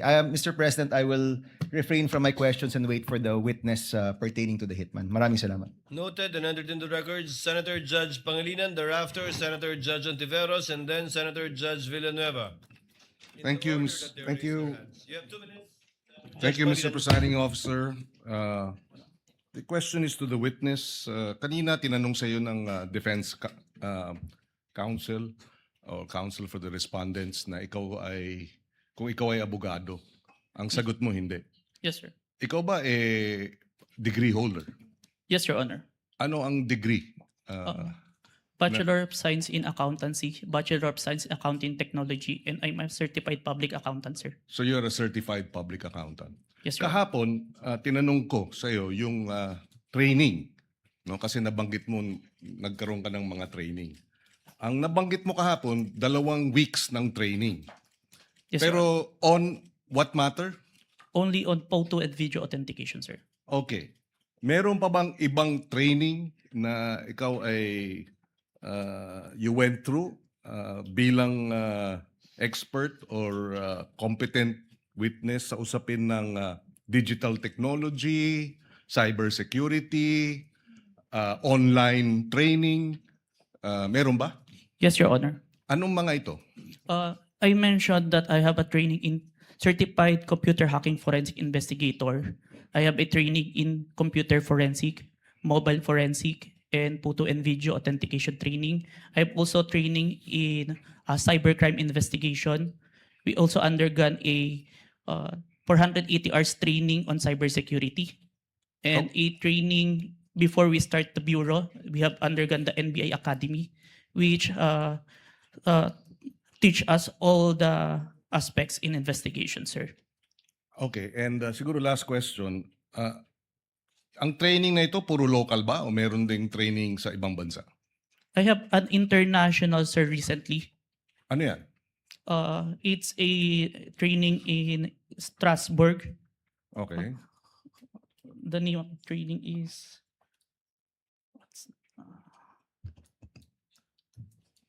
Saang lugar na lang, Mr. Witness? Strasbourg, Germany? France? Strasbourg, France, sir. Oh. It's a 5 days training, sir. And meron pang ibang international seminars na inattendan mo? International, sir, but it is conducted locally, the Interpol, sir. Interpol. Yes, Your Honor. Okay. I have no further questions. Thank you, Senator Judge Salamat. Palinan. Senator Judge Ontiveros is recognized. You may proceed, ma'am, and you have 2 minutes. Salamat po, Mr. Presiding Officer. Para sa Counsel for the Defense, Mr. Presiding Officer, just for clarity, ano pong relevance nung video na ipinakita ni Attorney Zuleika Lopez? Sinasabi po ba ng Depensa na yung mga alleged threats o alleged incitements ni VP Duterte ay prompted nung detention ni Attorney Lopez? Yes, Your Honor. There was a systematic oppression made by the House of Representatives dating back from their even before their mini trial, Your Honor. The committee headed by Representative Joel Chua began investigating the Vice President and her people, even when Attorney Zuleika Lopez was being interviewed by the House Committee of Quadcom Committee, Your Honor. Even if she was answering the questions faithfully and to the best of her ability, she was cited in contempt, detained. Her lawyer was not allowed. Her lawyer was not allowed to be with her when they were trying to detain her in the Women's Correctional Facility, Your Honor. So, Mr. Presiding Officer, Counsel for the Defense, position po ba ng Depensa na pwedeng palampasin ng alleged grave threats kung may masasabing lehitimong dahilan para magbanta? Your Honor, that is not the point. No. Mr. Presiding Officer, I am making a point through my question and I am asking the good counsel for the defense dahil sinabi nila there was a systematic oppression that yes, yan po ang nag-prompt nung alleged grave threats and alleged incitements ng Vice President na prompt po ng detention ni Attorney Lopez na kanyang inilarawan sa ipinakitang video kanina. Kaya itinatanong ko kung yan ba ang posisyon ng depensa na pwedeng okay lang or pwedeng tanggapin ang grave threats kung may masasabing lehitimong dahilan para magbanta. Yes, Your Honor. Before counsel Yes, for Mr. Presiding responded answers, although he already answered in the affirmative, No, Your Honor. I was just referring to before. we'd like to remind the senator judges to be cautious in making counsels for either party make conclusions of law and fact instead of presenting evidence through a witness they will present or through direct, cross, redirect, or recross. Because if he answers Senator Judge Ontiveros, that would effectively place on record a conclusion of fact and law, not drawn from a witness, which they can very well do so during their closing remarks. And when I allow him to speak by way of repartee to the peroration yesterday and discussion yesterday by counsel for the prosecution. But other than that, as agreed with some of the senator judges, we would try to limit the answers of the counsels for the parties. With your indulgence, Senator Judge Ontiveros, please. I submit, Mr. Presiding Thank you, ma'am. Officer, may I just in closing make of record that I also appreciated and also submitted to the ruling of the presiding officer yesterday because I appreciated that it partook of the history of impeachment proceedings in this court. Pinag-aralan ko rin po ng maigi ang mga nakaraang mga impeachment trials at di hamak na pati noon naging liberal ang pagpapahintulot nila sa mga katanungan ng mga senator judges para lang mas maliwanagan ang iba't ibang punto. So I again thank the good presiding officer and again reiterate my submission to his ruling and thank the good counsel for the defense for his response. We thank Senator Ontiveros for her indulgence and understanding. Senator Villanueva. And thereafter, Senate President Gatchalian. You may proceed, sir. You have 2 minutes. Thank you, Mr. President, Mr. Presiding Officer. May I just point out something to the witness? Mr. President, Your Honors, the witness mentioned yesterday that reported statements of the Vice President were referred to the Presidential Security Command and evaluated in coordination with the National Security Council. Just to assist the court in evaluating the relevance and weight of the government security response in determining whether the respondent's conduct constitutes an impeachable offense. May we know from the witness could the witness explain yung threats po ba, how threats against the president are ordinarily assessed by the government? Kasi dito yung lumalabas yung pag-weigh natin whether or not meron bang bigat yung threat o ito'y ordinaryong threat na nangyayari sa pang-araw-araw nating buhay. Specifically, Mr. Witness, what factors are taken into account in evaluating a reported threat and in determining appropriate measures? I can't answer on the part of the NSC or TNO because I'm not part of the institution. In your in your capacity as an In my agent? capacity, Yes. one of the consideration if it's a active threat, if it's the one giving the threat is capable of doing so. Meaning, If someone high-ranking officials, and if you say an high-ranking can have official, a capability or power over to implement those such threat, it is considered, sir. example, a mayor, perhaps? Would you say a high-ranking official? A congressman? Not- Or yung basihan po ng kanyang threat. Kunyari, ang threat ko, dadalhin kita doon sa buwan. Wala naman akong space shuttle. So, wala din pong bearing yon. Is that the correct assumption? Not only, sir, but also how it was delivered, sir. Like what was mentioned in the that I mentioned previously, it was mentioned that no joke, no joke. It's a serious.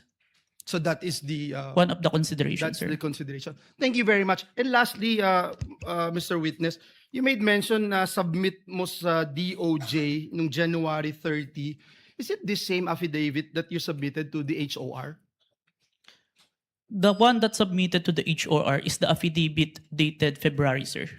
So that's the latest. Yes, sir. The one that complied with the requirements of the DOJ, sir. Thank you very much for that clarification. Thank you, Mr. President. Thank you, Senator Villanueva. Before I recognize Senate President Gatchalian and thereafter Senator Erwin Tulfo, may I remind Attorney Narvasa that your 5 minutes, you will be given your 5 minutes after the questions of the senator judges and before we recognize the counsel for the prosecutor for his redirect. Senate President Gatchalian is recognized. you, You may Honor. proceed, sir. You have 2 minutes. Thank you, Mr. May I be Presiding clarified? Officer. I believe that we would do it after recross. So You it's- want, I heard cross. Sorry, After Your we Honor. cross. Yes, Your Honor. Thank you, Your Honor. Better for us. Yes, Your Honor. Thank you, Mr. Presiding Officer. I just have a few questions, clarificatory questions. Narinig ko ho kanina ginong testigo na nasabi niyo may 40 media personalities doon sa press con. Tama po ba? Yes, Your Honor. Pero ang inyong inimbitahan, 6 lang. Yes, Your Honor. Bakit 6 lang? The 40, we see the number of participants, but the number of person who asked the Vice President during that time, it's limited. And we consider who we sure that is present during that time, Your Honor. Meron bang kayong criteria kung paano pipiliin itong mga media personalities or kung sino lang ang nagtanong? Kasi kahit hindi ka naman magtatanong, nandoon ka naman, naririnig mo yung mga diskusyon, meron ba kayong mga criteria kung paano pumipili ng media personalities? Yung sure po namin na present during that time. Kasi kapag hindi po kasi kayo nagtanong, hindi po magpa-pop up yung mukha nyo tsaka yung pangalan nyo. Okay. At itong mga 6 na sinupinan ninyo, ano yung kanyang common statement na ibinigay? Kinonfirm po nila na present sila during the November 23, 2024 press conference and yung utterance po ni Vice President narinig po nila. Okay, I believe ilan dito sa mga personalities ay ipapatawag rin. So tatalon ako sa ibang topic. Nakita ko kanina itong tungkol sa MaxCore Interventures at nakita ko kanina pinakita yung Articles of Incorporation. Mukha siyang supplier ng equipment. Ngayon, nasabi rin na doon ka nag-training for 2 weeks. Sino nagbayad ng training? Sir, the training is included in the procurement of digital forensic tools. In the procurement document, it ni-require po si MaxCore na mag-provide po ng training included in the equipment, sir. Yung paggamit ng equipment. Tsaka yung yung process po ng digital forensic as a whole.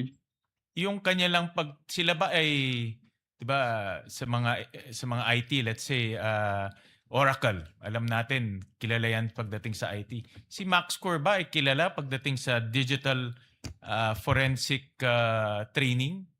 Kasi pag nakita ko kanina talagang supplier sila, but are they a well-known or internationally renowned training organization? It's not the MaxCore itself, but it's the trainer that they provide, sir, that is capable in training us, sir. Itong trainer na ito, certified siya in this type of technology? Yes, sir. The trainer has a lot of certifications in relation to digital forensics, sir. Can you name a few certification na meron itong trainer na ito? I can't remember, Let's sir. say Oracle or let's say Microsoft, di ba? May mga ganyan No, yan. sir. CompTIA, sir. CompTIA training. I believe he also have a certified ethical hacking certification and a lot more, sir. When it was presented to us, sir. All right. So itong mga trainers nito ay certified trainers na pwedeng mag-train sa iyo at magiging certified ka rin. Yes, sir. Initial na akong certificate. Sir. Lastly, Mr. Presiding Officer, after training, nakakuha ka ba ng certification na katulad sa kanila? No, sir. But that certification that I was trained by them, sir.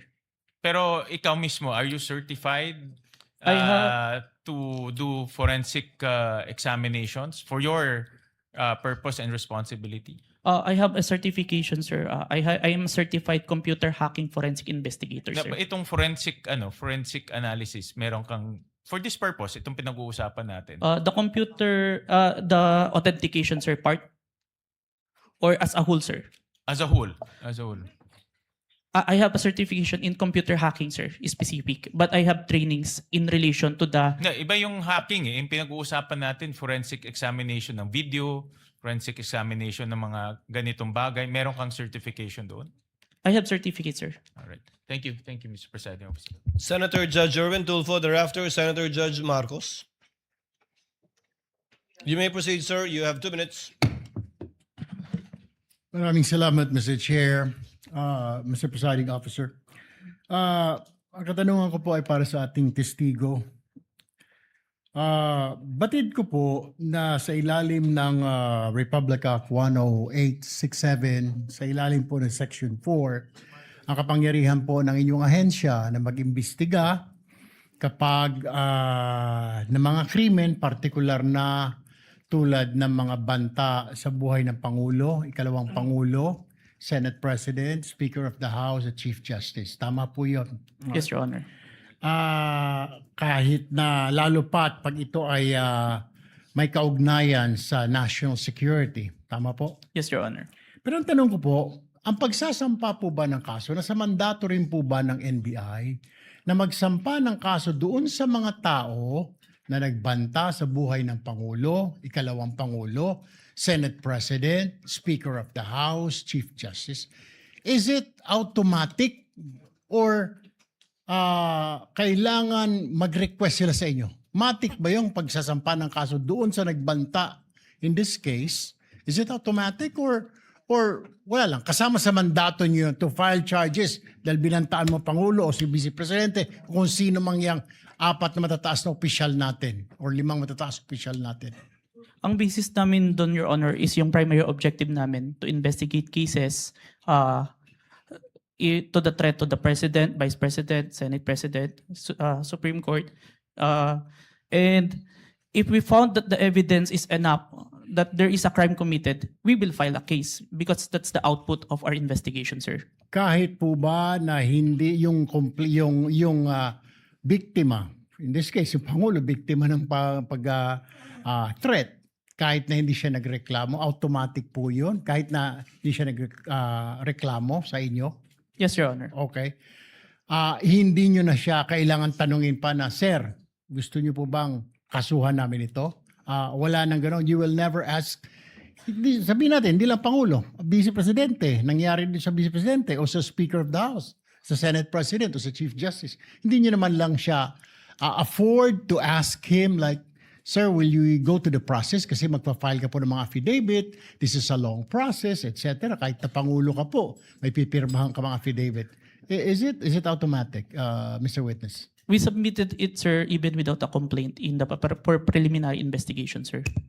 No further questions, Mr. President. Thank you, Senator Judge Erwin Tulfo. Senator Judge Marcos is recognized. You may proceed, ma'am, and you have 2 minutes. Yes, maraming salamat. Mahal na namumuna. Hihingi lang po ako ng dokumento para mas madali nating sundan ang mga pangyayari.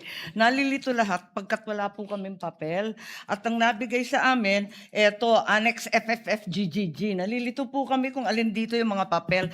Kung maaari kaming bigyan, unang-una, yung unang tinutukoy, the first affidavit of investigation dated January 30, alleging grave threats inciting to sedition ng NBI. Ikalawa, yung napasok na yata sa record, pero nais rin namin bilang Senator Judge na magkaroon ng kopya ng DOJ certification signed by Prosecutor Bandong February 5 na nagbigay ng 7 grounds na insufficient for preliminary investigation. Ikatlo, yung naibigay na. Ito klaro to, naibigay po ni Mavic at ng iba pang staff natin, yung February 10, yung ikalawang amended na ibinigay na revised affidavit of authentication, February 11. Ngunit sabi ni testigo testigo Kalilong na merong kasama ito na wala rito sa record natin at sana maibigay si Senator Judge. Ito yung sulat kasama nung second revised affidavit of authentication. Ito naman yung sinasabing sulat ni Santiago kay Padulyon ng DOJ na nagsasaad na hindi kailangan na may private complainant yung sina Presidente, ang First Lady at saka yung dating Speaker dahil base sa kaso ng Santos Concho versus DOJ na 2008, hindi daw kailangan yung private complainant. May we also have a copy of the same. Finally, may we urge that a copy also be given of February 14 certification of DOJ asserting that the revised affidavit of investigation was finally sufficient. Nais lang namin na makita yon at alamin yung investigation data, huling-huli, nung March 7, almost a month after the submission of the affidavit of authentication, kasi halos isang buwan bago utusan na magkaroon ng investigation data form. Sana may kopya rin tayo noon. To respond to Senator Judge Marcos, what the court has copies of are the pre-marked documents that the parties pre-marked during pre-trial, but not documents that have not yet been pre-marked. Most of the documents you mentioned that was discussed by counsel for respondent has not yet been pre-marked. They only used it to confront via cross-examination the witness of the prosecution. But the ones we have, we will furnish you with a reminder, of course, Senator Judge Marcos, that these documents have not yet been formally offered by either party. And we still have to await formal offer before the court rules on the admissibility, if at all, of these documents. But we will endeavor to furnish the good Senator Judge with whatever the clerk has. Yes, Your Honor, if I may. if we could be provided with whatever the clerk has and adequately identified, not as GGGGG or FFFFF, at sana kung mabuo yung mga dokumentong sinasabi sa lalong madaling panahon. Maraming salamat. We will endeavor to comply as best we can, Senator Judge Marcos. Same Senator Judge Alan Cayetano, Peram ng GG. what is your pleasure, sir? Mr. President and Mr. Presiding Officer, before I ask to be allowed to ask a question, can I just follow up yung kay Senator Marcos, including the ruling yesterday? Just in the interest of all Senator judges being able to follow closely, especially kami sa first row kasi medyo nagkaka-stiff neck na kami. Mahirap tignan yung TV, so baka dun sa Maglalagay harap. na po kami ng TV Yes. sa harap ng And lamesa I ng don't know, counsel for parties. I think all of us own a iPad or a tablet. I don't know what the solution is, but if the Secretariat or the Clerk of Court, the Office of the Clerk of Court can work with our staff. Just to give you an example for today, no? If you look at the impeachment complaint on page 19, for example, it says that the affidavit we're looking for kanina, footnote number 72, is this one, in the impeachment complaint, no? It's found on Annex G. Okay, so this is Annex G. If you look at Annex G, it is a certification, not an affidavit. Okay. So where do you find the affidavit mentioned in the impeachment complaint? You actually find it in Volume 14, Annex FFFFFFFF-GGGGGGGG. So before I can even not say dash, that, that's FFFFFF to GGGGGG. yes. So even before we finish saying that, Your Honor, Mr. Presiding Judge, medyo mahirap. To further complicate, the annexes when delivered to us was labeled annexes. And then when it was pre-marked, iba na yung marking. That is correct. Okay. So to clarify, I'm not asking both the prosecution and defense to give us any documents in advance that will prejudice their presentation or the rebuttal. I do understand that it has to be offered, but to speed things up and to make sure we understand, in the same manner that they're asking the witness to examine it, maybe we can be given a copy to examine at the same time, whether digital or actual copy. I don't want to impose upon them to print 24 copies. But again, anyway, it's Wednesday. We have Thursday, Friday, Saturday, Sunday for our staff and the clerk of court to meet. I think we already have a solution for you, Senator Judge Cayetano, as well as for Senator Judge Marcos. We will be furnishing the parties either via soft copy to your respective iPads or laptops, or we will enter their official emails as well. Kayo na po mag-print ng hard copy ng list of evidences as marked, as pre-marked by the prosecution na ipe-present for Article 4. And we will do this by article. However, insofar as I said, the documents presented by the counsel for respondent, these have not yet been pre-marked. But I don't think there's anything wrong with asking for a copy from the counsel for respondent. On that point, for our guidance, whether or not the same will be offered without prejudice to respond to counsel for respondent, deciding on whether or not they will offer it at the appropriate time. On that point, Mr. Presiding Officer, even if it's pre-marked, if it will prejudice their presentation, I don't mind it be given in real time. And same, no? If it's being used on cross or recross on rebuttal and hindi to na pre-mark, as long as real time, para lang we can process it. If not, we have to review afterwards and it messes up our preparation for the hearing the next day. No? Is that possible for the parties once the roles are reversed? May I get a response from the counsel for respondent?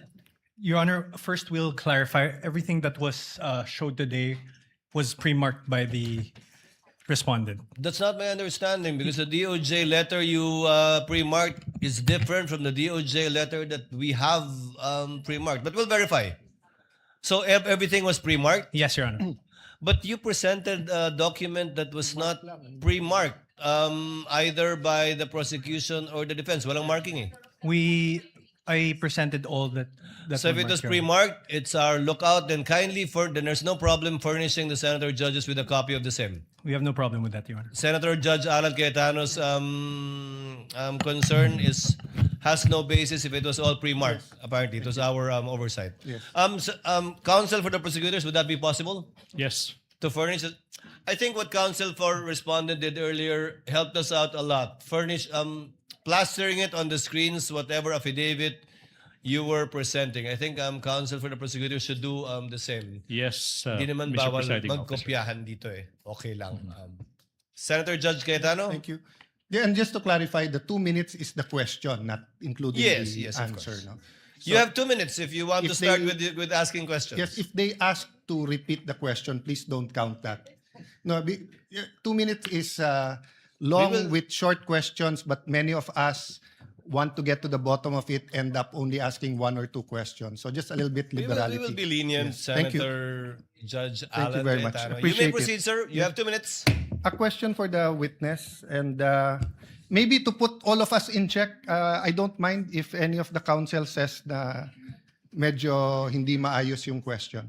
I mean, given what happened yesterday and today, and there are questions that could prejudice the case either way. As long as we call each other out respectfully, to the both counsels, you cannot correct a senator judge, but I don't mind if you think it prejudices. That's your duty to your client. Yes, sir. So this isn't the start of the 2 minutes yet. Sa magandang hapon, Mr. Witness. Good afternoon, Your Honor. Medyo mahaba na yung pag-upo mo dyan, but allow me a few questions. No? Yung circumstance lang, so paano nagsimula yung investigasyon na na-involve ka? Were you from the start o hindi? At written instructions ba to? O sinabi, oy, may investigasyon tayo? Just konting clarity, paano na umpisa yung specific investigation? And was it based on the November 3 video? Tama ba? November 23, Your Honor. Okay. It all started, I received a phone call, sir, from my executive officer that there is a video wherein there is a statement given by the Vice President, uh, which is classified as threat, and I was tasked and assigned to investigate the case, sir. Okay. So basically, ganun yung pagkasabi na I'm tasking you to look at the video, investigate. Yes, Your Honor. Were you working alone or with a group? With a group, Your Honor. NBI group? Yes, Your Honor. And was this, is there an interagency also or just purely NBI? Don't have personal knowledge. Maybe our chief, sir, has the Okay. knowledge on that, sir. Yes. No, that's all I asked for naman, yung personal knowledge. Yes, Your Honor. So, yung sinabing, how exactly sinabi sa'yo na tignan mo yung video, imbestigahan mo, or may statement? So, To be specific, sir, as far as I remember, may statement si Vice President regarding the November 23 press conference na kung saan may pagbabanta na naganap, Okay. pakiimbestigahan. pakiimbestigahan. So, ganun ka-general. Yes May po. pagbabantang naganap, pakiimbestigahan. Yes po. And you proceeded by watching the video. Yes, Your Honor. And when you watched the video, you got to the part na may pagbabanta. No, Your Honor. I first don't know which part of that. So you watched the whole video, of course. First, the clippings, Your Honor. Okay. Then I look for the whole video, Your Honor. Then you watched the whole video. Yes, Your Honor. And thank you for your honesty. So after the clipping, tapos the whole video, what did you do next? You reported or you made your recommendations? I don't understand the process lang kasi. Upon identifying the whole video, I informed my executive officer that I identified the video, Your Honor. And then yung sinabi mo yesterday, then you started looking for patterns. That's why you looked at yung dating mga video ni Vice President. Yes, Your Honor. So you started investigating the threat against the President, the First Lady, and the former Speaker of the House. Yes, Your Honor. Did you investigate the threat against the Vice President? We tried, Your Honor. How did you try? It is included in our letter to the Vice President, Your Honor. That's why we were inviting her to proceed to our office to investigate the threats to her life, Your Honor.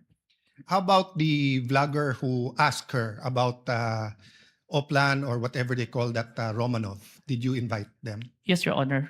And did they testify? The Princess Maui did not appear, Your Honor. Did not appear. Did you also look for previous videos that are threatening to the Vice President?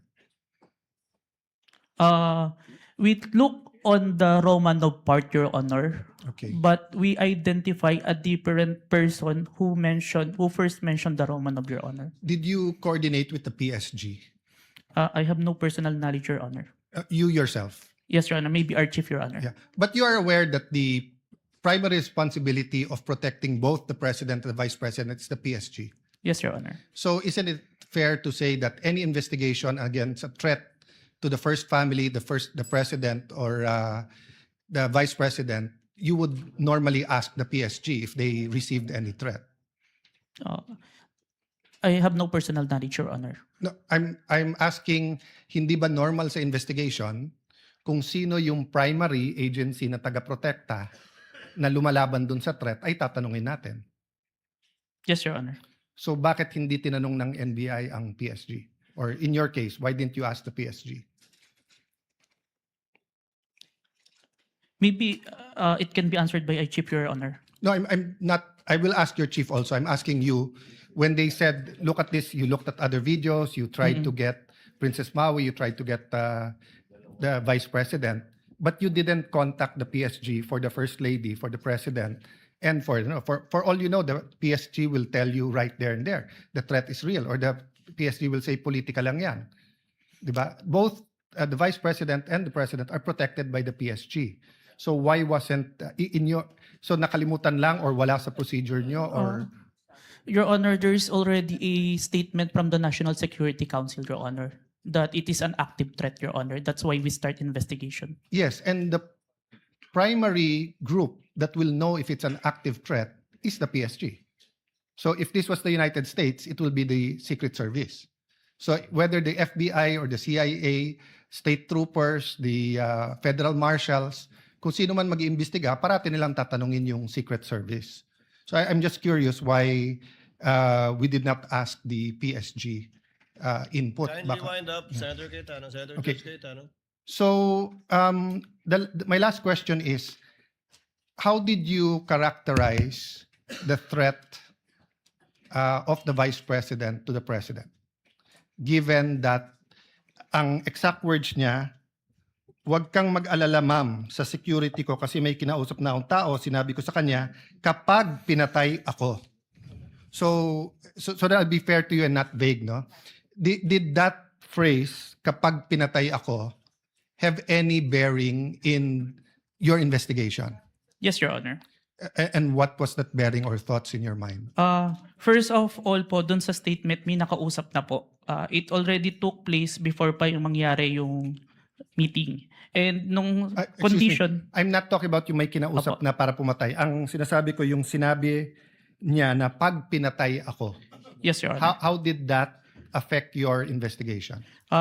There is a condition na kapag pinatay siya. But as we can see, it's only applicable if there is only two parties. The statement make a loophole wherein a third party can use that na kapag namatay si BP, ma-execute ngayon yung statement ni BP na may nakausap na siya without the participation of the one mentioned, the President, the First Lady, and the Speaker of the House, Your Honor. That's fair. But what I'm saying is that in your reports, did you characterize it as a conditional threat? Kasi kung hindi naman siya pinatay, the logical implication is that there's no threat against the... So I'm not saying it's not illegal, immoral to contract a killer. I'm just trying to follow the logic na pag sinabi kong pakukulong kita, Mr. Witness, pag nagsinungaling ka under oath, then it's actually not a threat. It's a legal... I'm just telling you the law, di ba? Pero Yes, pag sinabi kong pag hindi ka sumunod sa akin, anuin kita. So that's my last question lang. So how did you characterize that? It wasn't a conditional in your mind because may kinausap na? Even with or without, sir, it's still considered a threat as long as the I person... have no doubt there. I'm just asking, is it a conditional threat?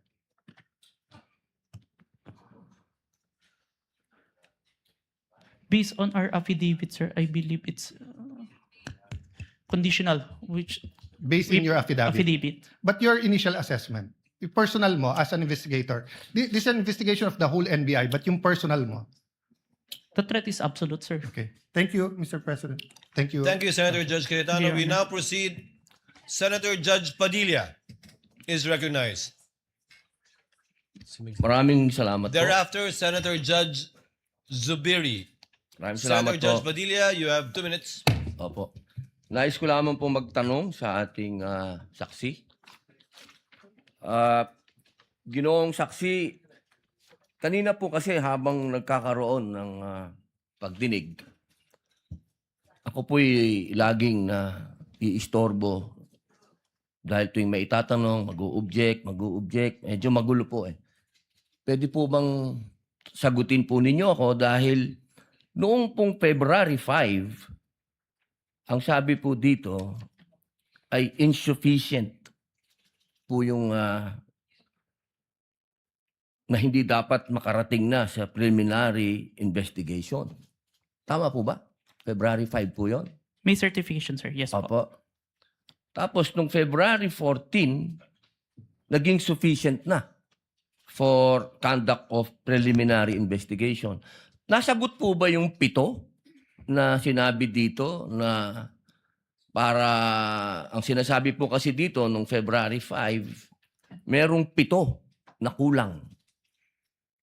I believe so, sir. That's why we have received a certification, sir. Ayun. Kasi po, parang narinig ko kanina, hindi po naibigay yung original copy nung sinagawang interview kay Vice President Sara Duterte. Yung original po na kopya, kung sino po yung nag-record. Wala po kayong affidavit? Meron po ba kayong affidavit na nakuha nyo? Yes, sir. Ako po yung ang inire-request po ng DOJ dyan is affidavit po nung nag-screen record, which is my affidavit, Your Honor. Meron po siyang affidavit? Ako, sir. Ako po yung nag-execute, sir. Hindi po yung mismong tao? Yes po. Ang hinihingi po kasi ni DOJ is kung sino yung nag-screen record through OBS, sir. Hindi po yung mismong tao. Yes, Your Honor. Kayo lang po yung nag-affidavit.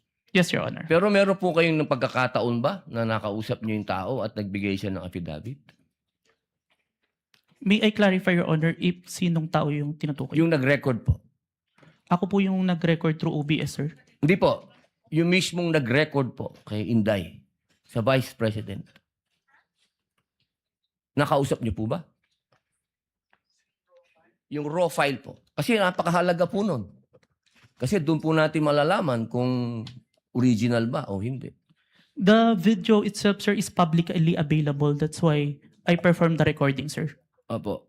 Pakisagot na lang po, mahal na saksi, kung nakuha niyo po ba yung original. Yung original, hindi po yung galing sa internet. The original, no, sir. Yun lamang po. Maraming salamat po. Thank you, Senator Judge Padilla. Senator Judge Zubiri, you are recognized, sir. You have 2 minutes.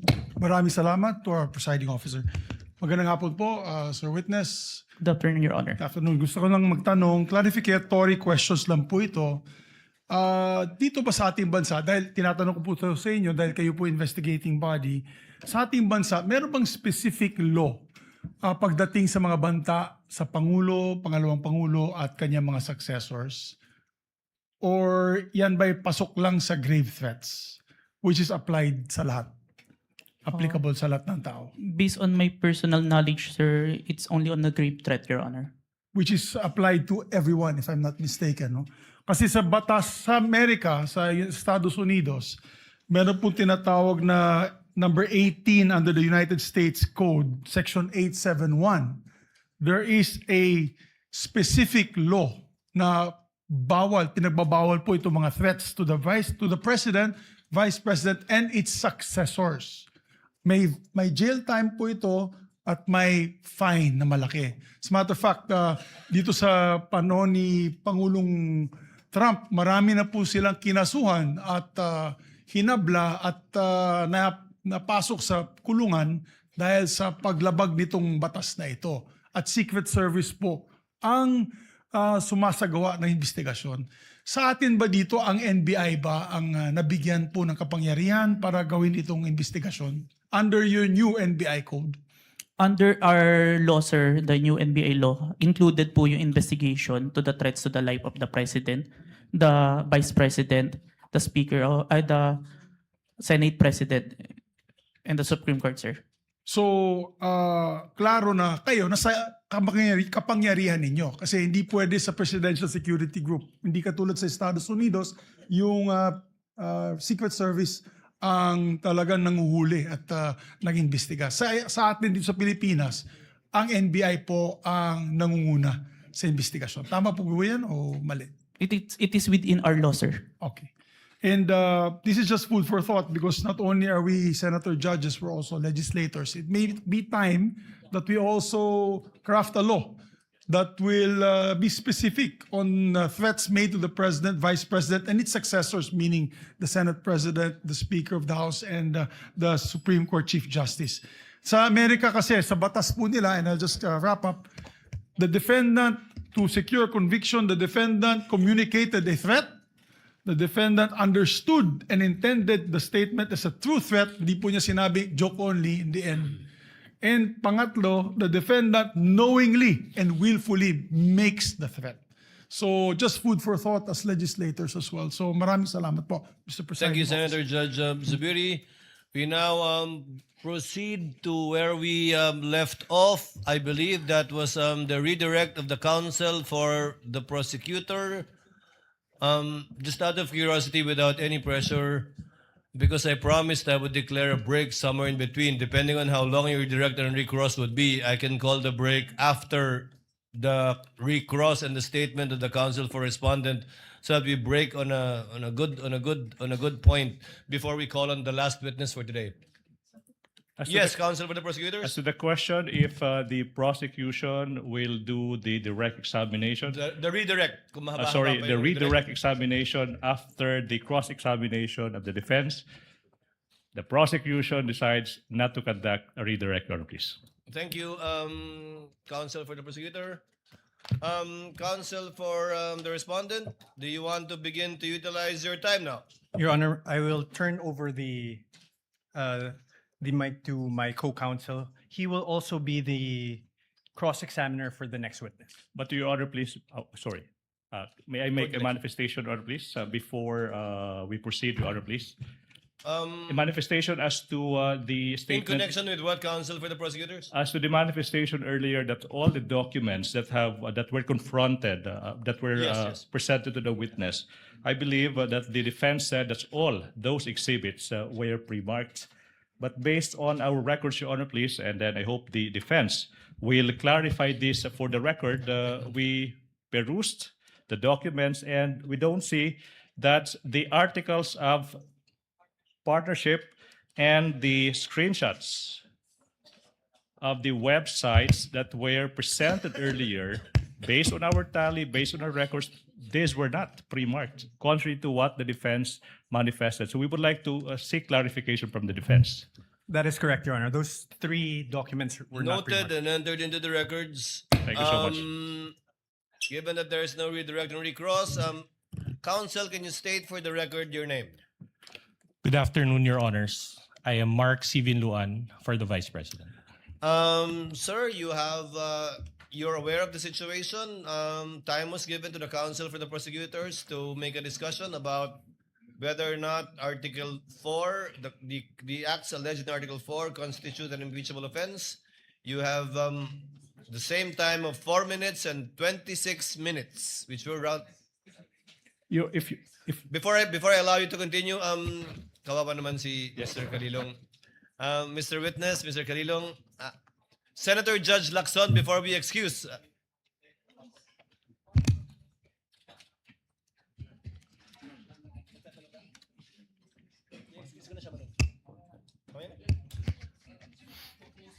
Senator Judge Soto is recognized. Sir, what is your pleasure, sir? Mr. President, Mr. Presiding Officer, are we going to dispense with the witness already? Unless you have questions. I believe Senator Lacson has questions to the witness, so not yet. Well, it's a simple question. The gentleman You're may proceed. familiar. Thank you very much. You're familiar with the internet, of course. Yes, Your Honor. Have you noticed that lately all the AI-generated videos have a caption saying AI-generated? Yes, Your Honor. Kaya pag walang nakalagay na AI-generated, siguradong hindi AI-generated? Yes, Your Honor. Today, Your Honor. Yes, lately, no? Lately, Your Honor. Lahat nakalagay. Pag AI-generated, nakalagay AI-generated and Meta does not allow it. Right? They allowed it, but there is AI info part. Correct. on Let's the say post. there is a manifestation. Yes, that Your it's Honor. It is AI-generated. explicitly mentioned that AI. So you're aware of that? Yes, Your Honor. Thank you. That's it. Senator Judge Lacson, you likewise have 2 minutes, sir. You may proceed. Thank you, Mr. Presiding Officer, Mr. Senate President. I have questions para sa ating testigo. Since you are presented here as an expert witness, alam nyo, nagkusort din ako sa digital forensics expert para lang makonvince sa sarili ko. No, my first question is, in this day and age of artificial intelligence, no, will you agree with me na it is almost impossible to distinguish an AI-generated video from the original?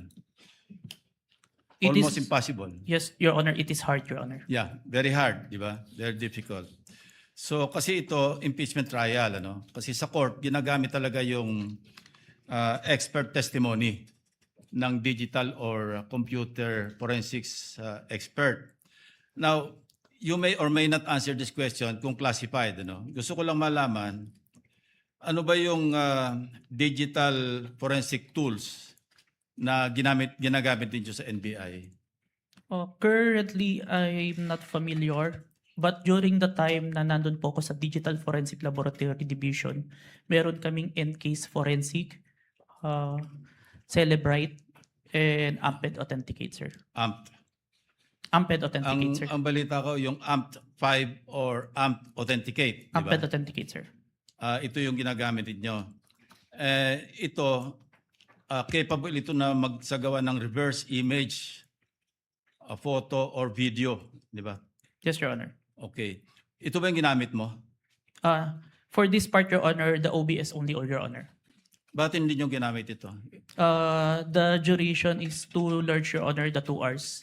And the Amped Authenticate can only detect if there is a inconsistent FPS, Your Honor. Yeah, kaya ako tinanong yon dahil una-una maraming para mag-adhere na magamit sa korte, no? Likewise sa impeachment court. May mga requirements, di ba? Sinabi mo kasi meron kayong open source, di ba? Yes, Pero Your Honor. ang pinaka-importante yung chain of custody, of course, yung provenance, Yes, Your Honor. yung original na pinanggalingan. Yes, Your Honor. Ang sabi mo, pinanggalingan lang Facebook. The Facebook was captured, Your Honor. So, hindi yun ang original, di ba? The screen recording is the original itself as to my authentication, sir.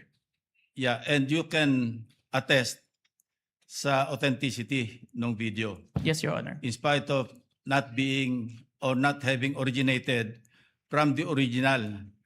Yes, Your Honor. I compared the recorded with the original and ensured that the contents are identical, Your Honor. Kasi nabanggit mo rin, ginamit mo yung manual comparison simultaneously ng dalawang videos.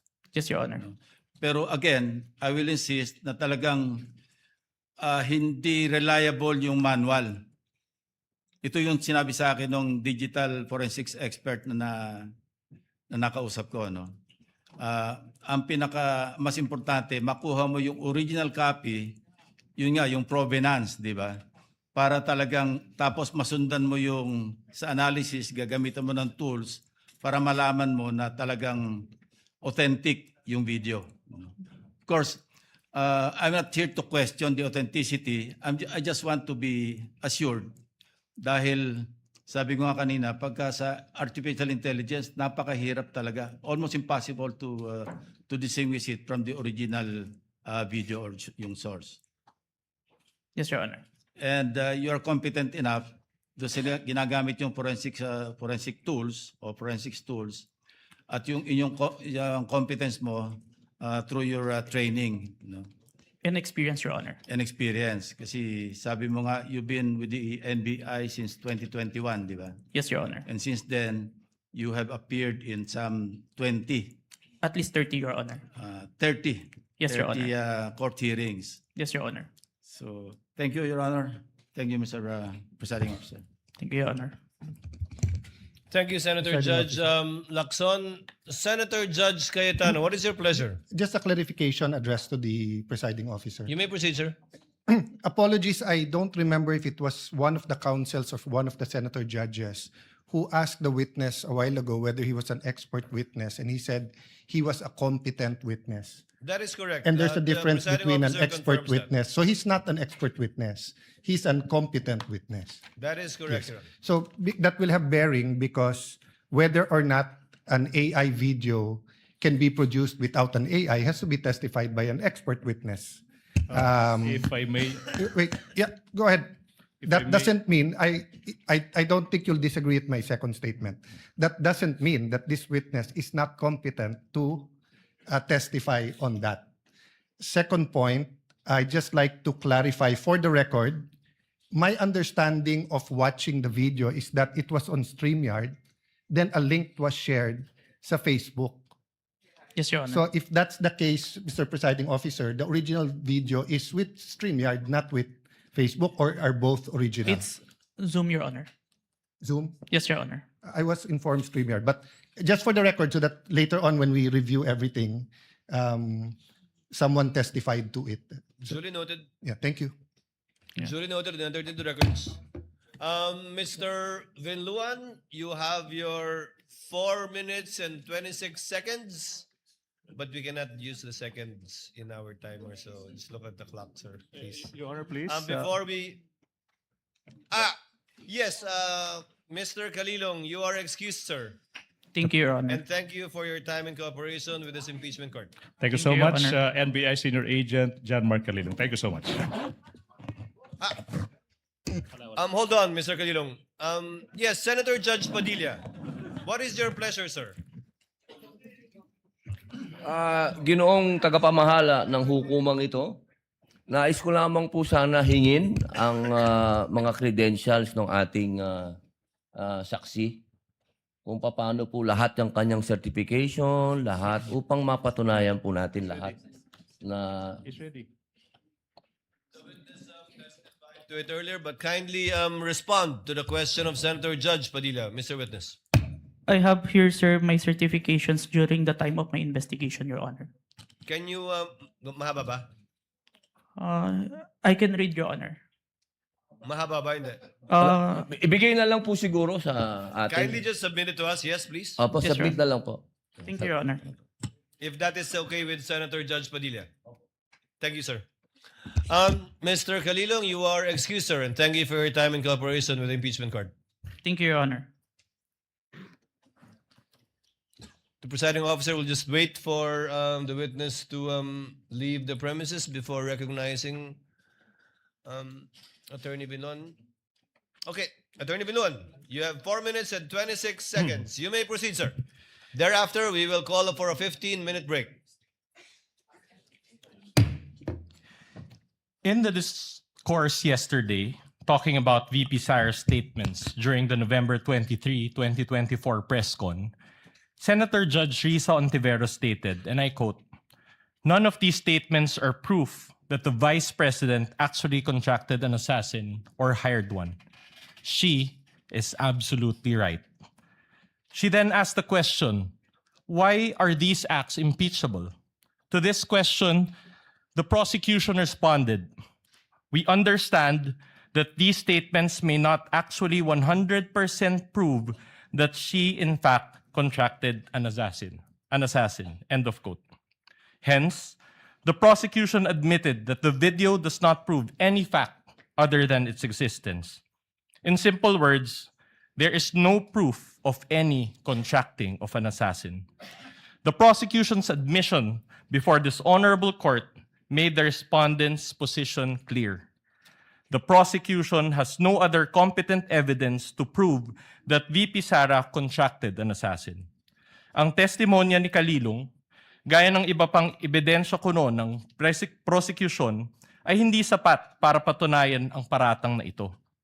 Trying to prove this stretched narrative using a hodgepodge of materials is a waste of this honorable court's time and the Filipino people's money. Si VP Sara na mismo ang nagsabi na hindi assassin ang kinausap niya. This term only came from people who took her statements out of their proper context and tried to exaggerate them for what they really meant. The truth of the matter is this: she and her family were threatened. And while her response was unconventional, it was justified. What triggered her response was a question about Operation Romanov, which is the plot to eliminate VP Sara and her entire family. The NBI's own records prove this. In the minutes of the meeting of Dempsey Reyes' interview, he said, and I quote, "May press con kasi earlier than that, sabi niya, parang hindi lang niya gusto daw, sabi lang niya gusto daw siyang patayin daw, according to her, ni Speaker. That was during a press conference the day before, November 2022. End of quote. During the virtual press con, Princess Maui mentioned Operation Romanov again and even warned her about her safety. Reyes talked about it, Princess Maui reiterated it, but the NBI gaslighted it. When VP Sara uttered those words, she was not responding as Sara Duterte, the Vice President, but Sara Duterte, the wife, mother, daughter, and sister, who only sought to protect her own and her family members' lives. Operation Romanov is in place, and the threat against their lives is real. VP Sara became the target of unauthorized intelligence and surveillance operations by government operatives that exposed her family to high-level risks and security threats, thereby causing intense trauma and uncontrollable fear. Her homes in Davao and Manila were profiled, and this is proven by classified casing reports. Her trusted security personnel were removed. Her schedule of official functions like the one in Naga was leaked by intelligence agents and her security was heavily compromised. In sum, the prosecution was right in using the term culmination. But the prosecution's interpretation is wrong. Rather, when VP Sarah left the administration, she suffered various forms of threats and harassment for many months from the powers that be, and the culmination was her statement on that fateful early morning in November 2024. She didn't commit an impeachable offense. She drew the line in the sand and said, enough is enough. That is the meaning, and that is the context. Finally, as to the alleged grave threats and inciting to sedition, these are defined by the revised penal code and are punishable by prisión correccional. Thus, these fall under the jurisdiction of the MTC or first-level courts. These charges are not other high crimes as contemplated by the Constitution as grounds for impeachment and are therefore not impeachable. After all, VP Sarah was fighting two important battles that day. One against the threat to her family's life and another against the life of the ordinary Filipino, constantly suffocated by the immense weight of corruption, which she talked about during the press con. She never incited sedition. She merely echoed the voice of ordinary Filipinos. Her message that day only reflected what was already in their hearts and minds. There was no betrayal of public trust. She actually upheld the people's trust as she spoke for and behalf of the people. Thank you, Your Honor. Thank you, Attorney Vidluan. Chair declares a 50... Senator Judge Bam Aquino, before we declare a recess. Yes, just a quick manifestation, Mr. You President. may proceed, sir. Tapos na po tayo sa unang witness. It's taken us maybe a total of 9 hours for the first witness. Ito ho, isang pakiusap sa parehong grupo. Alam ko po may kanya-kanya tayong estilo, may kanya-kanya tayong strategy. But if possible, can we allow the testimonies to be heard? Can we have proceedings that will go straight to the point? Kasi po nanonood ang taong bayan, pati po kaming mga senator judge. Gusto rin ho naming makita itong mga proceedings, yung mga ebidensya na mas madali ring maintindihan. So ito naman po, di ho namin pwede itong idikta sa inyo. But if possible, the succeeding witnesses, and we have a long list, this goes for both parties, by the way. Let's have proceedings where we can go straight to the point, malaman natin yung puntos ng bawat grupo para makapag-desisyon rin po tayo ng maayos. Ito po this is a plea, no? This is not an order to both parties, but if we can, this is the People's Tribunal, we're watching, everybody's watching, sana po, payagan natin na lumabas yung mga katotohanan, lumabas yung mga ebidensya upang maging mas madali at mas kaaya-aya po yung ating proceedings. Yun lang po, Mr. President. Thank you so much. Noted and entered into the records. Chair would like to give Senator Bam, bibigyan ko ng konting pag-asa sa Senator Bam. Usually, ang mga paglilitis tulad nito, parang diesel yan. Sa simula, siyempre dahil una pa lamang, nagkakasanayan, nagkakaestimahan, pero bibilis at bibilis ito sa pagdaloy din ng ilang araw lang ng trial natin. And you will be able to see that the next couple of days. Chair declares a 15-minute recess. We Your all Honor, come please. back. Your Honor, Yes, please. counsel for the prosecutor. Before the declaration of recess, I suppose that the reason is for the presentation of the next witness for Yes. the prosecution. We manifest, Your Honor, that John Mark Calilong will be our witness for this afternoon. We'll be presenting the next witness during the next hearing on Monday, Your Honor, please. You won't present Attorney Lotok anymore? Yes, today? Your Honor, on Monday, Your Honor, please. We will utilize the 11 days allotted to Article 4 for the prosecution, Your Honor, please. So, no Attorney Lotok today? Today, we'll do that on Monday, Your Honor, please. So, Your Honor.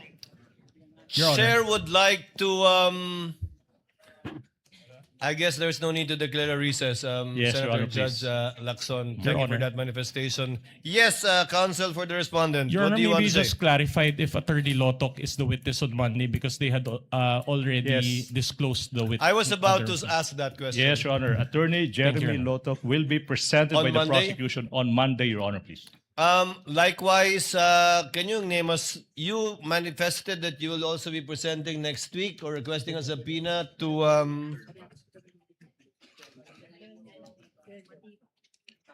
Yes, to Attorney Lopez and Attorney Director Matibag.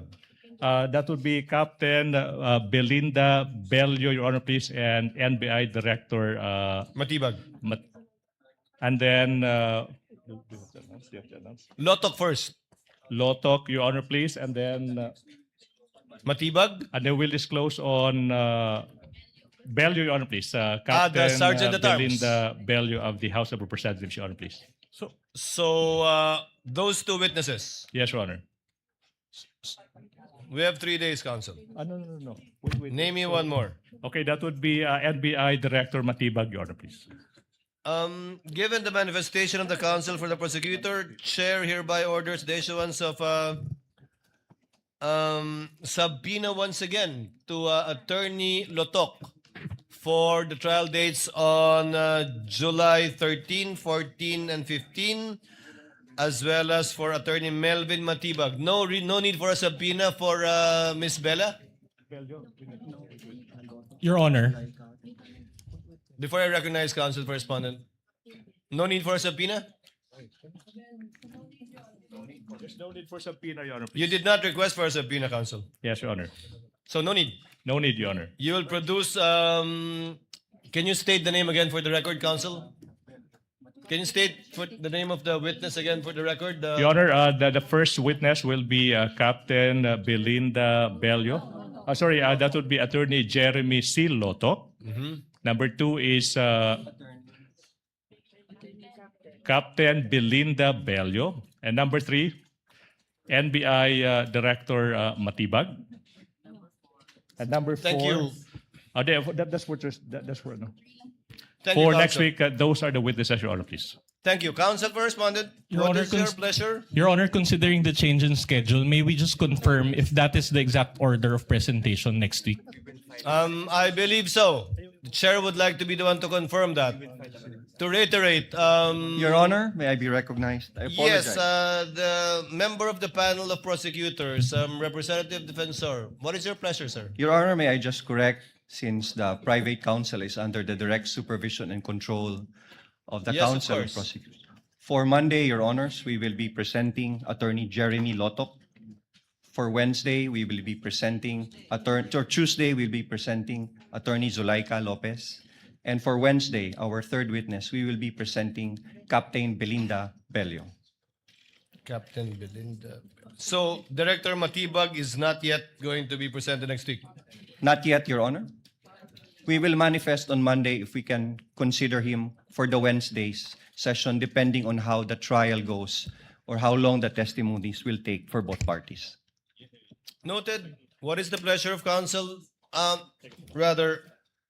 Chair would like now to discuss and dispense with some administrative matters. The BIR box, which the chair ordered to be returned on July 6, has actually been returned to the BIR, sealed, untouched, and duly received accordingly.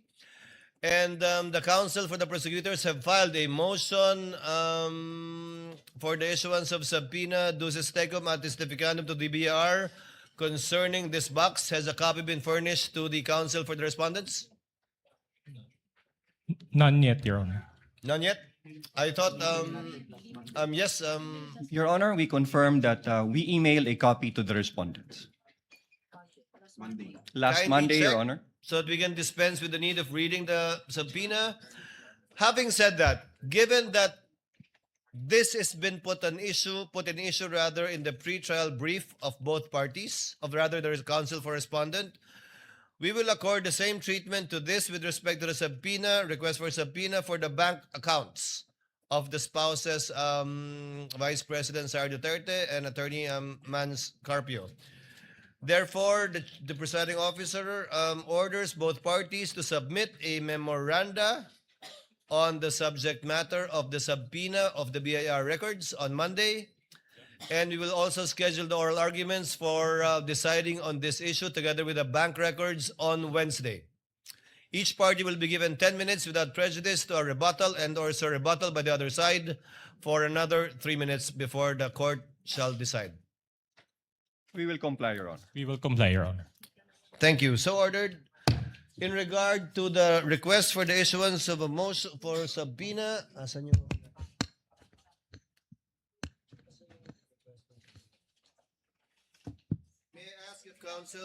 May I ask if counsel for the respondents were likewise furnished with a copy of the most request for subpoena, although this is ex parte because this is only with respect to witnesses. So there is no need to issue a subpoena to Attorney Melvin Matibag for next week. Honorable Defensor? No need? No need, Your Honor. So just Attorney Zulaika Lopez. Yes, Your Honor. Chair orders that subpoena be issued to Attorney Zulaika Lopez to appear on July 13, 14, as indicated by the counsel for the prosecutors, given that on the 15th, we might be arguing on the bank deposits and the BIR documents. We submit, Your Honor. So ordered.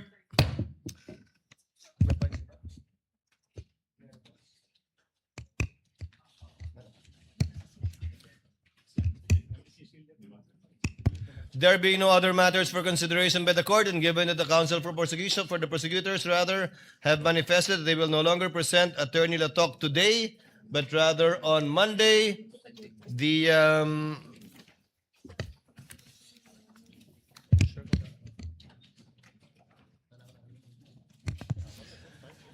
trial is hereby adjourned until 2 p.m. of Monday, July 13, 2026.